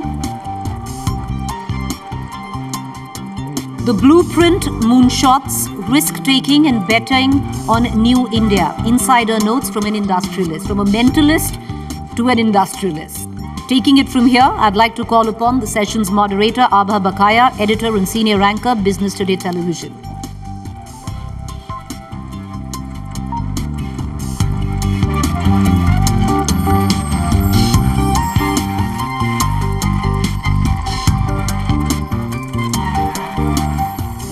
Big round of applause for my notable guest, Sanjeev Goenka. Could I please have you on stage, sir? Welcome.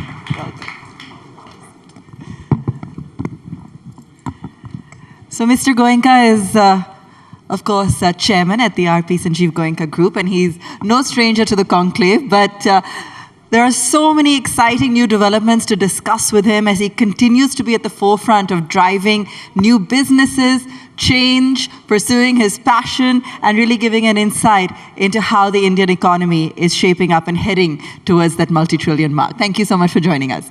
It's a pleasure. So, Mr. Goenka, let me start off.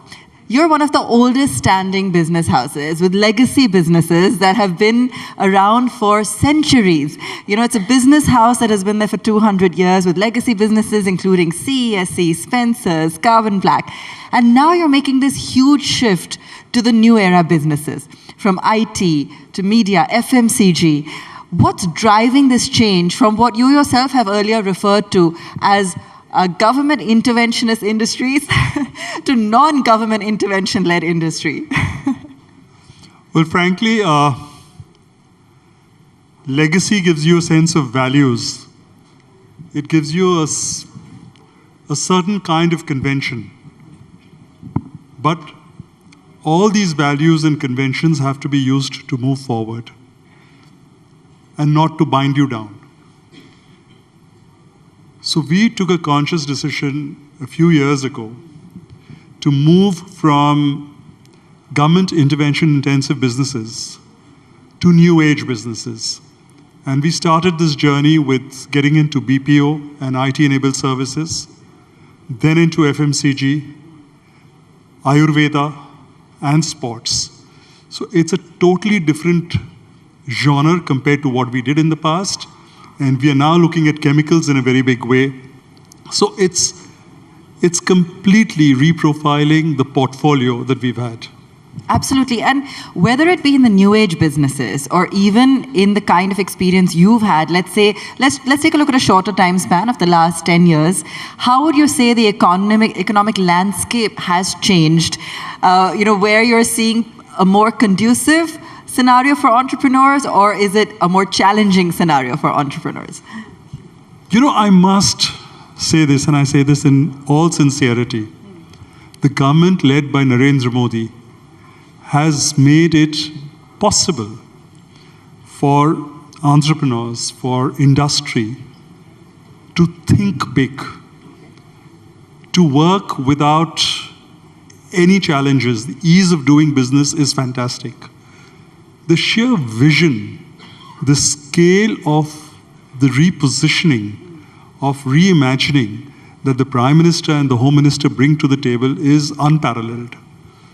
And I think it gives us that inspiration, it gives each one of us in industry that inspiration to not only move ahead, but to reset our scale and to look at the world as a market and to try and see how one can get into global leadership, if not at least globally competitive positions. Global is the word, and we'll of course get to hear from both those big voices setting the agenda for the Indian economy here at the conclave itself. But talking about scale, and I want to get further into FMCG on account of that, in your vision of scale, because when you first chose to enter this particular industry, there were a lot of questions from market analysts wondering why an industry like FMCG, which is already crowded, where the margins are thin, why would an industry house like yours choose to enter this segment? It was something that was actually recommended by McKinsey. And so it was not based on whims and fancies. European guilt-free snacking didn't exist in India. And so to that extent, it was a pioneering effort. But I must confess that it's been a difficult journey. And it's not exactly the easiest journey.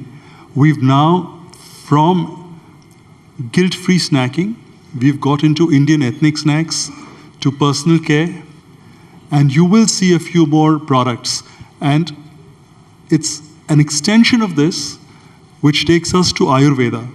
And we are now looking at Ayurveda in a new age version, in a modern version, in an easy to consume version, in a form, in a format that the world understands and relates to.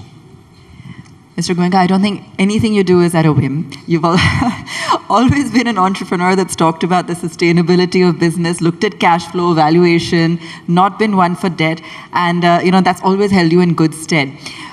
Tell us, what would be your advice to entrepreneurs of today who are chasing these high valuations, who are in a completely different game as they explore opportunities? Well, they are so much more successful, so I think I should be taking advice from them, not the other way around. Okay, that was a good dodge. It will circle back to that. But Okay, an entrepreneur out there that you perhaps admire, old economy, new economy, someone whose acumen or achievement you have found has been, something that you look up to and you would also like to follow. Any entrepreneur that comes to mind? Mukesh Ambani. All right, Mukesh Ambani, and why? Yeah, I mean, I know, but I want to hear it from you. So many reasons, but his skill in execution, his vision of scale, his vision of perfection, his compassion, his ability to reach out to people. I mean, I can go on, and I don't think too many people from India can even dare to think like him. But even if we get to a fraction, we would have done very well. The one area there you did take a risk, and I know sports is a passion, but when you bought the IPL team just a couple of years ago, the Lucknow one, there was a lot of furor around the valuation, what you paid for it, and I think in the last series they came third. So I'm wondering, a year or so later, where we're at in terms of how you're assessing that investment. I didn't think it was a risk. I was fairly convinced, and I remember Rahul grilling me for 20 minutes on a show on the valuations and why I bid what I did. I think subsequent events have just validated to the rest of the world my numbers. All right, so where do you see the IPL team being in terms of ROI, let's say, in 2 years' time? What are your ambitions for the team? As a team owner and I think there are two roles. One is that of the investment. And I think we already stand at a significant premium to the amount I had bid for. And just a few days ago, there was this fairly large American fund who expressed a fairly strong degree of interest at attractive valuations. Not that we are sellers, not that we will sell, not that we can sell. But having said so, it just sort of validates that it's worth much more than what we bid. One. Two, in any sport, you want to win. And so I've heard lots of people say getting off to the playoffs in the first year was a great achievement. I don't think so. I think in any year, you can't win every year. But the aim has to be to get an aim for the cup each year. And I think the tournament begins 2 weeks from now, and it's going to be our focus to look at the cup. Okay. All the best with that. Talking about risks, though, any risk that comes to your mind that you've taken that's either worked or hasn't worked, but one that you could share a learning from for the audience here? So several years ago, and it was when I was beginning my career, almost beginning my career, I was a young kid, and I bought into this power company in Calcutta. 12 to 14 hours of power cuts. I really had no clue what I was getting into. It was needing an investment of about 10, 11 crores. I knew my father would say no, so I went to my mother. And mothers being mothers and sympathetic and thinking more from the heart than the mind, she convinced my father. And when I went in, my first day in that office, in that building, when I was entering, there were a few thousand workers outside, and they had a funeral pyre. And they had my effigy, and they set that, they lit that funeral pyre. And they said, Sanjeev Goenka Murdabad. It was then that the reality sank in. It was a huge risk, 12 to 14 hours of power cuts every day. And if you couldn't lick that, you'd been booted out of the city. That's a risk which worked out and which has paid off handsomely. There are several others which haven't, but I'd rather not think about them. Always look on the bright side. Okay, let's talk about football. That's been a passion for you. How did you get into football? Because versus cricket, there's actually a deeper connection there. And this is something that you've been pursuing for even longer. So I knew nothing about football and this league. And one of my friends who's sitting right here came to me and said, there is this proposal and would we like to partner? And I frankly thought that because it's this gentleman and I hold him in very high esteem, I said yes. But then it became a passion. And I think over the last few years, we've been in the league, in the ISL for 10 years. Out of 10 years, we've got to the playoffs 8 times. Tomorrow is our 5th final. We have won 3 titles. Hopefully tomorrow will be the 4th.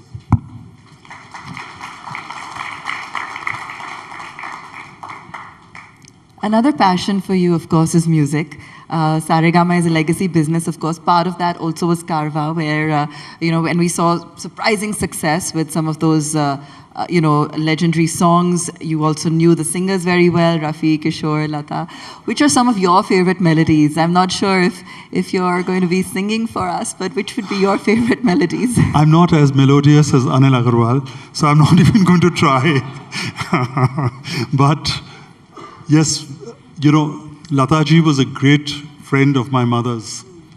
And we grew up seeing in her an aunt. And she would stay at our home in Calcutta.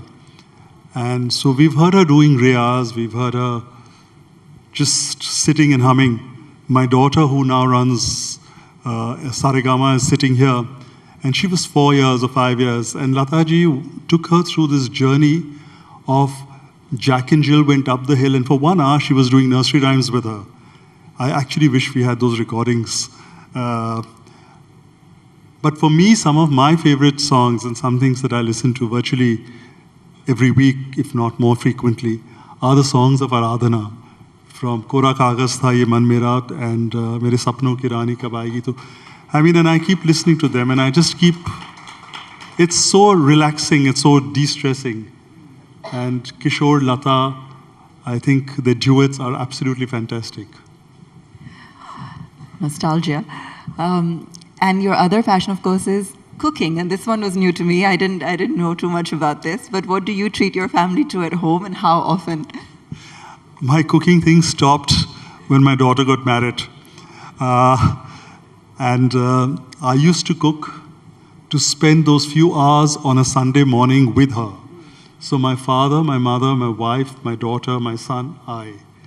It was just family bonding time. And they were the only people who wouldn't judge me. What I cooked was trash. And they still, out of affection, ate it.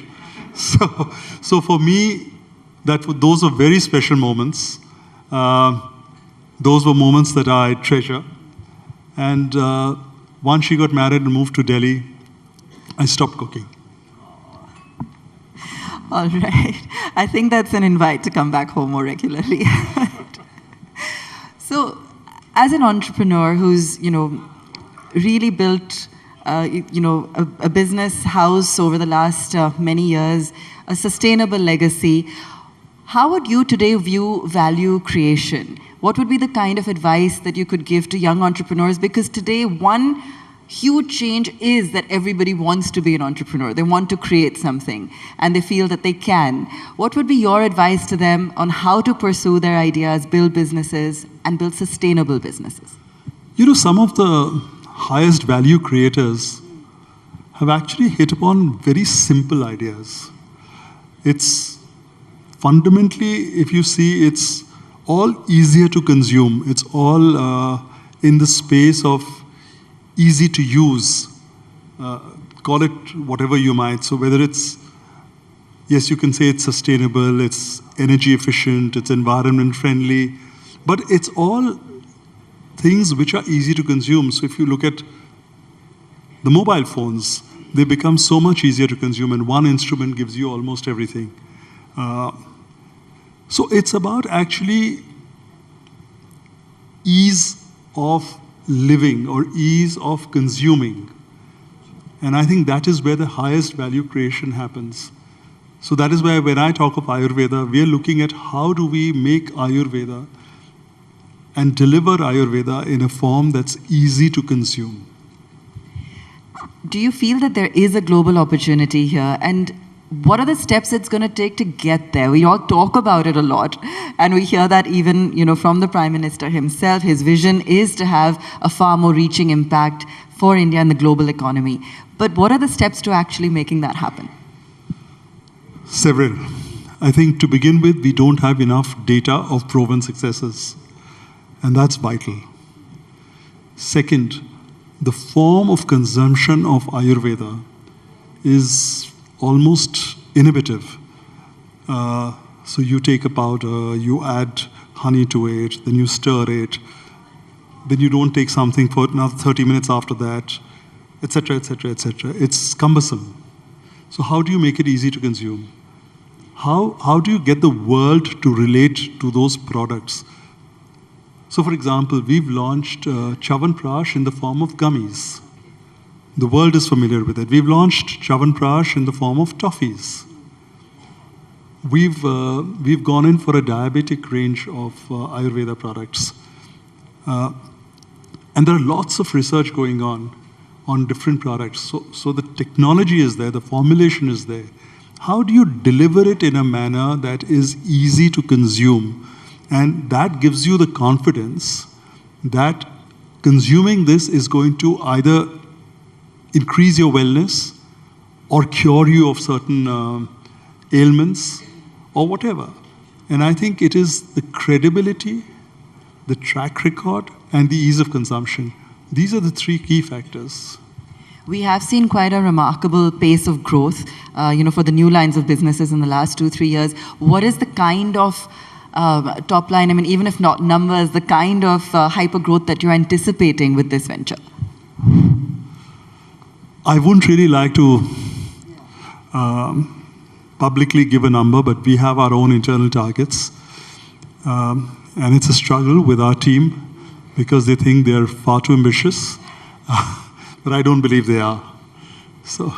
All right. But you're looking at, if in this, no numbers, not even a ballpark, like 10, if not a percentage, 10x, 20x, or, the base is low. Yeah. So a 10x, 20x is not good enough. It'll have to be much more. Much higher.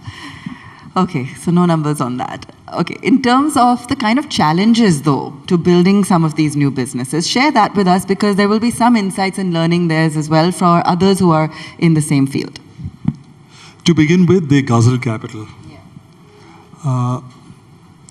Secondly, I think it's about communicating to the people about the advantages of these products, which are legacy products, which are old products, which have been proven for centuries, but data has not been captured to show their efficacy. And people have always viewed it as a means of last resort. When nothing else works, you go to this. So change the mindset from the last resort to something that I would actively consider. And I think that is a transition that we have to make. Once we do that, the rest will follow easily.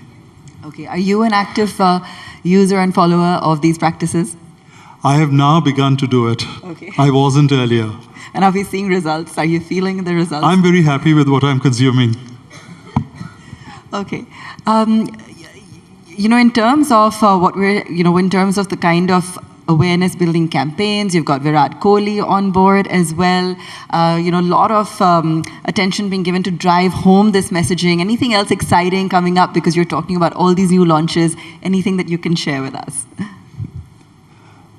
New launches, new products, I think is becoming a way of life for us. So in terms of personal care, there are lots of new products which are getting launched, all of which are completely natural and paraben-free and blah, blah, blah. In terms of ethnic snacks, we've launched a range which is 40% lower on fats and calories as compared to anything else that exists. In terms of Ayurveda, I've already spoken a lot. In terms of music, you will see a lot of innovation going on. I don't think we are ready to announce them yet, another 2-3 months. Garba was the first major innovation that we did, and it's been a resounding success. But yes, there is more on the way for sure. You have so many multiple businesses, multiple hats. Is it difficult to choose a favorite sometimes? If I had to ask you to choose a favorite or one that you spend most time on. If you have more than one child, can you choose a favorite? All right. But where do you enjoy spending most of your time right now? It depends upon the situation, and there is no fixed area where I'm spending most of my time. Sometimes it's, in fact, most often it's situation-led or demand-led.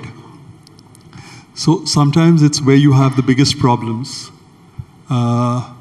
Sometimes it's where you believe that you need a lot of intervention to drive pace of growth. Sometimes it's just situation-led.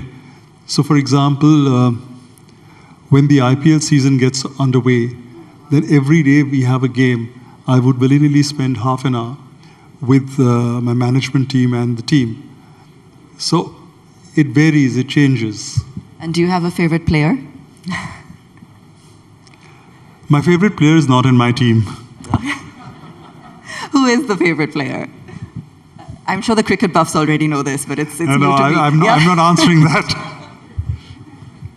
All right, so IPL, football, all of this, of course, is going to be a super exciting season over the next few weeks and how that rolls out. We're also looking forward to hearing the Prime Minister as well as the Home Minister here at the conclave. And I must ask you, just in terms of where you see India on the global map over the next few years, its dominance, its influence, and as a robust economy, particularly at a time when we're seeing so much uncertainty around the globe. It fills my heart with pride to see when the world around us is crumbling, India is actually standing up and doing well. Few years ago, when you went outside, nobody gave an Indian too much respect. Today, when you go and you say, I'm from India, you are given respect. So I think Modi ji has taught the world to respect India. So I think that's a huge achievement, which maybe 65 years or 68 years of independence prior to Modi ji did not succeed in doing. Second is, India is becoming a true world manufacturing hub. 3, India is becoming the world's talent hub.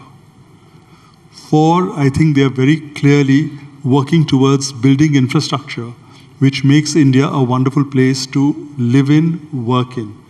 They're easing rules, simplifying them, and making the ease of doing business even greater. So all in all, I think what this government has done and what they've provided us is a phenomenal opportunity. It's for each one of us to not only commend them, but to take advantage, to go ahead and implement this vision, to actually make sure that corporate India comes forward, puts its best foot forward, invests, and delivers. Absolutely. Invest, whether it be CapEx, whether it be, in new businesses, entrepreneurs, and coming back to that, if you are looking at a next generation of entrepreneurs, Mr. Goenka, would it be an individual, a profile, an industry? Would you stay away from tech? How would you look at investing in the next generation? So we've started a venture capital fund. It's a small one at this point in time.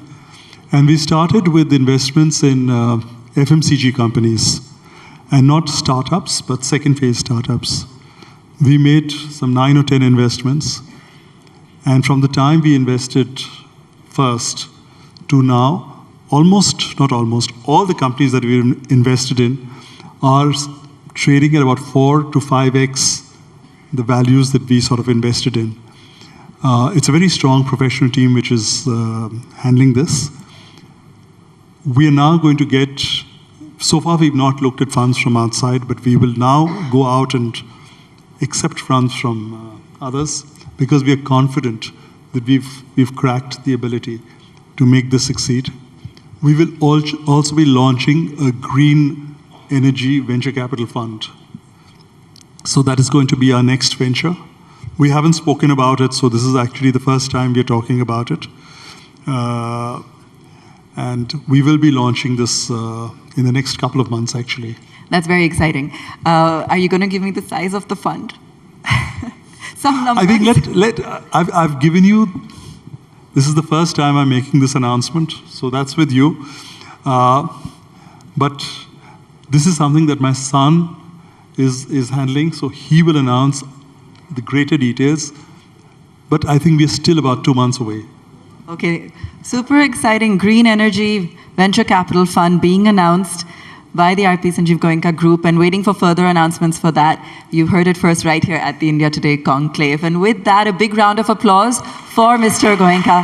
Thank you so much for sharing details across your businesses, sports, and varied other developments. It was fantastic speaking to you. It's been a privilege, and huge thanks to Arun and Kali and Rekha. It's an honor being here always. Thank you.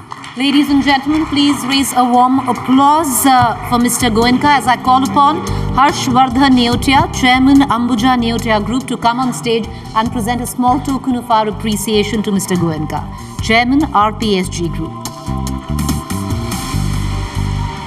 Do put your hands together, ladies and gentlemen. An engaging session there.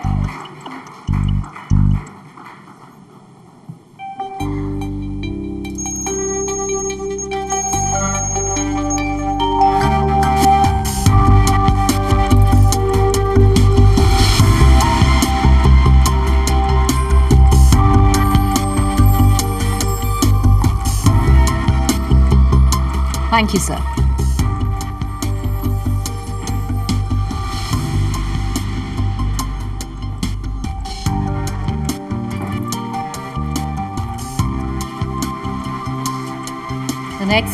The next session's one for women empowerment. It's a session I'm very excited about. And to take you through that, our next session, Hijab, Hate and State, the fight for human rights and feminist churn within the Muslim world.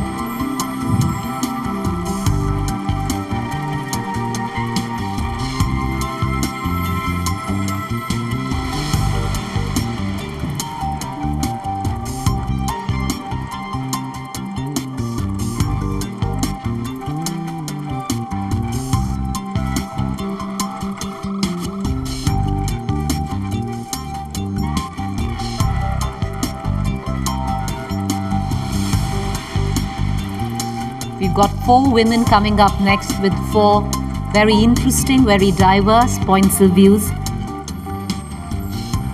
when it comes to the feminist order in the Islamic world.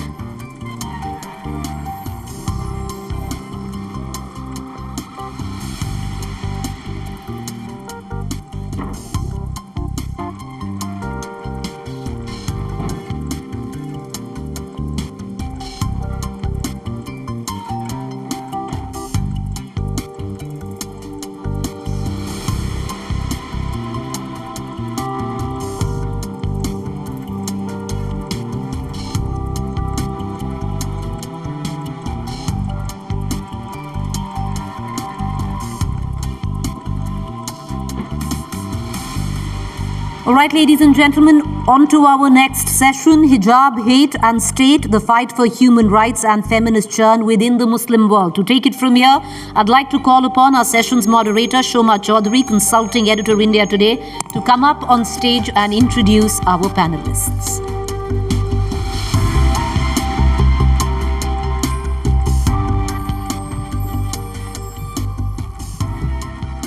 Good afternoon. As Preeti said, we are all really excited to have this session because, all our perceptions and our conceptions of the world really depends on where you're shining your torchlight and spotlight. And, across the world, Muslim women find themselves refracted through the state, the family, male voices, political constructs, and it's very rarely that you get to hear Muslim women and the diversity of Muslim women speaking for themselves. By and large, there's a stereotype around Muslim women that they're oppressed, they're restricted by the structures of the religion Islam, by Muslim, cultural norms, and by the states and countries in which they belong.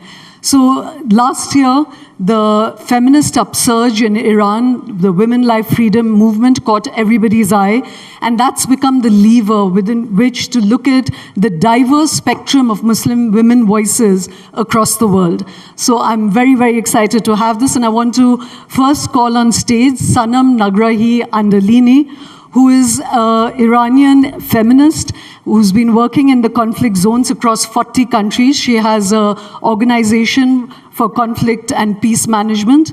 She's also been responsible for the UN Resolution 1325, which focused on women's role in peace making and in conflict zones. So Sanam, please come on stage. I'd also like to call on stage Fawzia Kufi.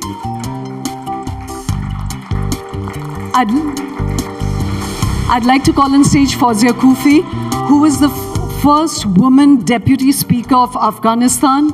She's also the only woman who's ever negotiated with the Taliban in Doha, and she's an Afghan feminist.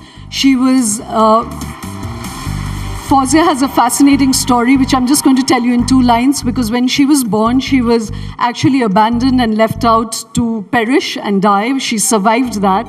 And she has grown to then survive several assassination attempts, when she was a political leader in Afghanistan. And as I said, she was the deputy speaker, negotiated with the Taliban, and now is a voice for Afghani women and the Afghan political situation across the world in the UN. And so big hand of applause for Fawzia.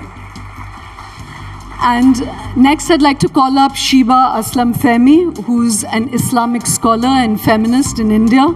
She's a journalist. She ran a column called Gender Jihad, which is very interesting, and is a very important voice for the Muslim women in India. So Shiba, welcome. And I'd like to call Ruha Shadab on stage, who's a doctor, a Harvard Medical School graduate. She moved from being a practicing doctor to public policy, health policy. And Ruha is unique in that she has created an incubator for Muslim women in India to enable Muslim women to take more senior leadership corporate positions and in entrepreneurship. So it's a really unique thing she's doing. Thank you.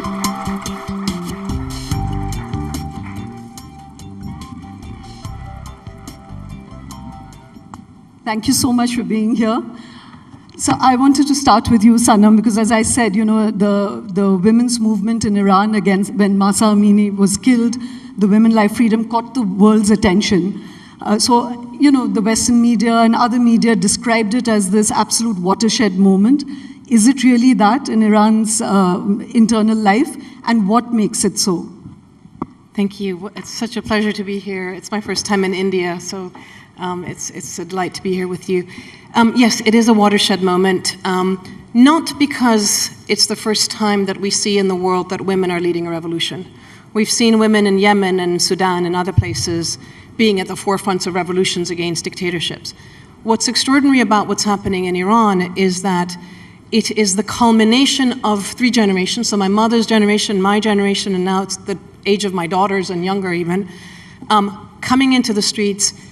And what's really extraordinary is that the unifying message is a feminist message: women, life, freedom. It's about women's rights.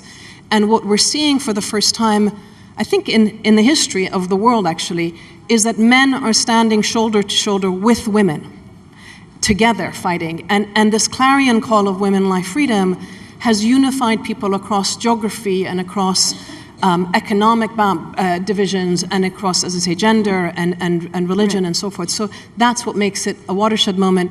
And when you have 10-year-olds supporting it, you don't change their mind to go backwards. So I think that's why the regime has a challenge on its hands. So very quickly, Sanam, because I want to bring everyone else in, that at the center of this is the idea of the hijab, and we have this image on screen, which is the stereotype of what Muslim women are really experiencing. So how do you and Iranian women see the hijab, and what is it really a metaphor for? So a couple of things. If I go back to my grandmother's generation, Reza Shah, the Shah's father, deliberately made the hijab illegal. In 1979, they made the hijab imposed. I think fundamentally what Iranian women, and I would say I work with women in 40 countries around the world, What we're saying is, leave us alone. We make the choices for ourselves. My body, what I wear, how I deal with my reproductive rights, etc. These are all choices that we make for ourselves. And there are two factors. One is, we want to have the right not to just be focused on ourselves, because I think that's a distraction. We want to be able to deal with peace and security and environmental issues and the big issues out there, like men do, and that's my work. And the second thing is that the hijab has been both a symbolic and a physically oppressive garb. Women in Iran have pushed it back over the last 40 years. It started very tight and it's now gone back. But it's also still the tip of the iceberg, because really what matters is changing the legal framework and changing the laws which make me, for example, half a witness in a court, for example, right? So it's really shifting the laws to bring genuine equality across the board. Right. So I'm going to come back to you, if we have time, Sanam, to ask how the state responded to these protests. But Shiba, I want to bring you in over here. Sanam just spoke about how the hijab really is a restrictive symbol, and women have always had this very dialogic pushback on it. But then if someone tries to pull it off you by force, then they, like her grandmother and her mother, have been pro-hijab as well as anti-hijab, which is very interesting. Now, similarly, you call yourself an Islamic feminist and not a Muslim feminist. Why is that, and what's the distinction? Thank you, Shoma. Well, this is very important. This is the basic foundational question, how Islamic feminism is different from Muslim feminism. And what is feminism stand within the framework of Islam. So Islamic feminism is a very rigorous scholarship-based knowledge project that informs the world that it is about the reclaiming of what has already been ordained or given to the woman. And we are saying that we don't want anything from the clergy. We don't want any concession or anything. We just want whatever has been given already 1400 years back, when those things were unknown to rest of the society, rest of the civilizations. We want to reclaim that. And within that, there is a lot of radical aspects also, which even the regular Western feminists are not espousing right now. So I'm very comfortable saying this because there is this understanding that feminism means something very Western, something very alien, something that is not suited to cultural societies. But Islamic feminism is talking about the original divine text, the tradition of Sunnah and Hadith. And from there, they are asking the clergy that I am ready to learn Islam from you, but I am ready to teach Islam as well. So better you don't try to monopolize the religion for your own patriarchal ways. So this is simply put, it is like this. So Shiba, I think that's a really important, like Sanam said, that this whole focus on the woman's body, the hijab, etc., forces women to just focus on this, a reductive conversation, rather than be part of decision-making on other things. But it's again interesting that while Iran women were pushing back on the hijab, in India recently, there were pro-hijab protests in Karnataka. So help us understand how the hijab is playing out in India and why are women pro-hijab. And just one question to that is that typically it's very hard for women to fight because there's the state and then there's the family, there's male, there's majoritarian language. So how do women negotiate this?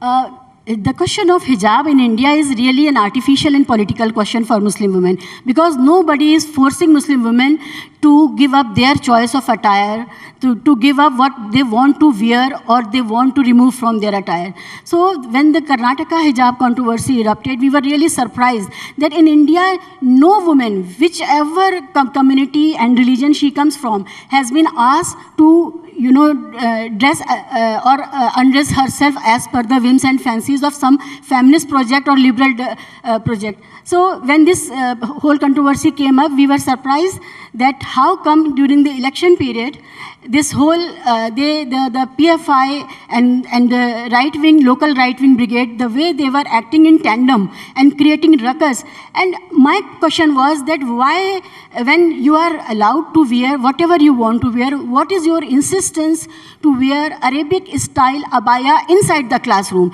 You can come up to the school in whichever abaya, hijab, niqab, whichever attire you want to use, you can come in that. But inside the classroom, if you don't allow an institution to impose its discipline and its uniform, then what is this whole talk about having a campus and an institution? So, Shiba, I'm sorry, I'm going to cut you short because I want to bring in the others. There's a very important question there, which is that, a lot of people feel uncomfortable to speak about reform within Muslim cultural practices because you feel then you're playing into majority debates or the stereotype about Muslims. And I'd like you to speak about that. But before that, I want to bring Fawzia in.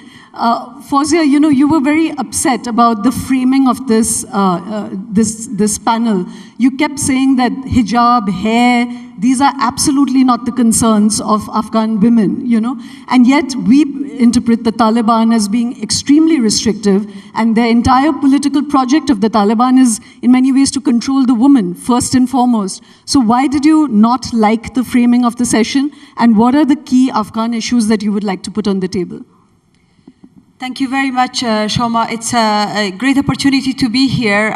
This is my first time after Kabul collapsed, and this is the closest I could get home. I could get to Afghanistan. I came last morning early, and the airport was very emotional because it reminded me of my trips of 4 or 5 times in a year when I was in Kabul. Obviously, I missed those times. Yes, the reason Shoma called me this afternoon that you're my traveled friend, because I was like literally in a fight over the topic of the conversation with her. I agree the way you put it, but I think the struggle women of Afghanistan and the people of Afghanistan are now making is beyond their appearance. It's for the basic human rights. And I think what these extreme governments do, no matter their extreme of any kind of religion, is they retain their power by suppressive measures, by suppressing the nation. If it's an Islamic extreme government or any other government. And therefore, I think, if you ask about your social policy, if you ask about your economic policy, if you ask about service delivery to the nation, you don't see that much, laws and policies approved on that, as you see more laws and more policies on repressive measures. In the case of Afghanistan, it's also so true. Since the Taliban have taken power in August 2021, which we all remember those images, they have issued 36 edicts, only 36, eliminating women's rights, from the rights to education, to the rights to work, to mobility, to their appearance, and obviously a lot of edicts on controlling the woman appearance. It's not even about that. They suppress women because they think that's an easy object. It's an easy entry point. They create an atmosphere of fear so that they could control their power. And some of these extremist groups, the reason for their existence is that misinterpretation of their religion. In many cases, what Taliban do actually is in contradiction with Islamic principles. Because, for instance, their decision on banning girls' education, that's not happening anywhere in the world. How could you deprive a generation for their gender from their basic Islamic and fundamental rights? And the world is silent. And the whole world is silent because they think it's okay. The governments have that right to suppress and deprive women or population from their rights. I think it's about control, and I think it's about these powers' survival. So in the case of Afghanistan, the moment Taliban try to open up, the moment they try to respect the citizens, they will be dissolved. So unfortunately, women are being used as an easy object. In Afghanistan, our story is beyond hijab. Yes, women of Afghanistan want to have their scarf, but meanwhile, they want to go to the office. They want to go to school. They want to go to university. They want to be able to be respected as a human being. And that is the point that is missing in the international arena, which is sad because, remember, Fawzia, discrimination there could reach to your own borders, as I see it's happening, because obviously if we take suppressive measures, it's like two sides. Fawzia, I think you're making a really important point, which is common to all three of you, that it expresses itself in different ways, but at the heart of it, this is like trying to push women into a rabbit hole so that they don't participate in life. And you're really like a canary in a coal mine, you know. What's happening with women is symptomatic of much larger authoritarian structures and loss of human rights across the society, you know. I'm going to come back, hopefully we're going to have the time, that there is a stereotype that this is not just about political structures. People have this, prejudice against Islam itself, that even the religion is restrictive. And all three of you have spoken to me about Wahhabi Islam and how worried all three of you are. I hope we have time. I want to draw Ruha into this conversation. Ruha, you've entered this debate from a very different door, which is economic power. You know, you're really worried about how there's an absence of Muslim women across the board in senior leadership positions. Can you tell us how you got triggered? You know, you were a doctor, Harvard graduate. You could have been doing everything else. You come into social entrepreneurship, trying to raise up women who don't have opportunity. What was your trigger? Thank you for having me. My trigger was something that I realized in my 20s. It was, I did my 2 + 2 is equal to 5, like realizing it was more than these two separate stories much later. And what my 2 + 2 was, I was, I'm the middle child in a family of 2 brothers and a sister. We're going to run out of time. Oh, yeah, sorry. And my brothers and I got a lot of education, and my father is a doctor, my mother is a homemaker. And we would still joke at home that we get the brains from my mother. My mother is an incredibly intelligent person who, when we were in Saudi Arabia, ended up being the first Indian woman to win the chess championship in her district multiple times over. But she's also someone who did not complete her high school. And for me, in my head, these were two separate stories. You know, like incredibly intelligent woman, and didn't complete her schooling. And much later did I realize what that really means, right? It's untapped potential of Muslim women that continues to be a challenge in India. And then if all of us aren't contributing to the most of our potential, it's holding the country back. Right. So, you know, you've shared that this was your mother, that was a personal trigger, but you also found that when you were applying to Harvard, there were no mentors who were Muslim women. So you've incubated about 300, fellows who've got entry now. But you did a survey where, you made women apply to 1,000 jobs. And the survey showed that there was a 47% bias against Muslim women. You know, that if a Hindu woman or any other name applied, and a Muslim applied, that there was a 47% bias in a Muslim woman getting a call back. How has that shifted did you share that data with any corporates or others? How have people responded, and has there been any shifts? Yes, so people have responded positively to it. So just a summary of the study. We created 2 resumes, Priyanka Sharma, Habiba Ali, applied to 1,000 jobs. Just because, don't tell us the modalities. We're just taking your results. How did people respond to that? So we had a lot of companies reach out to us showing interest in this. And I think that's what was powerful, is we don't talk about the Muslim issue. We don't even call it the Muslim issue. At best, it's minorities or the M word. So putting this out there actually sparked a lot of conversation. We've been invited to several companies to share our findings and to share ideas on how companies can be more inclusive and religiously diverse in our country. Right. So, very quickly, can you 3 address, I'm going to come back to you, Ruha, with, how it impacted, say, the men in the family when you have helped women pass through the doorway. But before that, this little shard of a thought that all 3 of you have addressed about why is it that there's a kind of general perception about Islam being very restrictive, and all 3 of you have spoken about how Wahhabi Islam is now become the window through which, so tell us about that, Shiva. So yes, I'll talk about it, but adding to what she has said about the profiling. See, we in India in a very precarious situation. We want to bring in reforms inside the Muslim community, but because of the Islamophobia that is so rampant now in India, every now and then there are calls of Muslim genocide. Even they are calling 20 lakh Muslims have to be killed, etc. So because of that reason, it is so difficult to talk about reforms within the community. It is always, we are in a siege mentality that we are under attack, and we should not be talking, and we should wait for the ideal time. That ideal time never comes. So when are we going to put forward our own issues? That is one thing I wanted to add to that. Now, secondly, what you are talking about Wahhabism is, see, the fountainhead of Wahhabism, that itself is changing now. The MBS phenomena in Saudi Arabia, everyone is surprised at what is happening over there.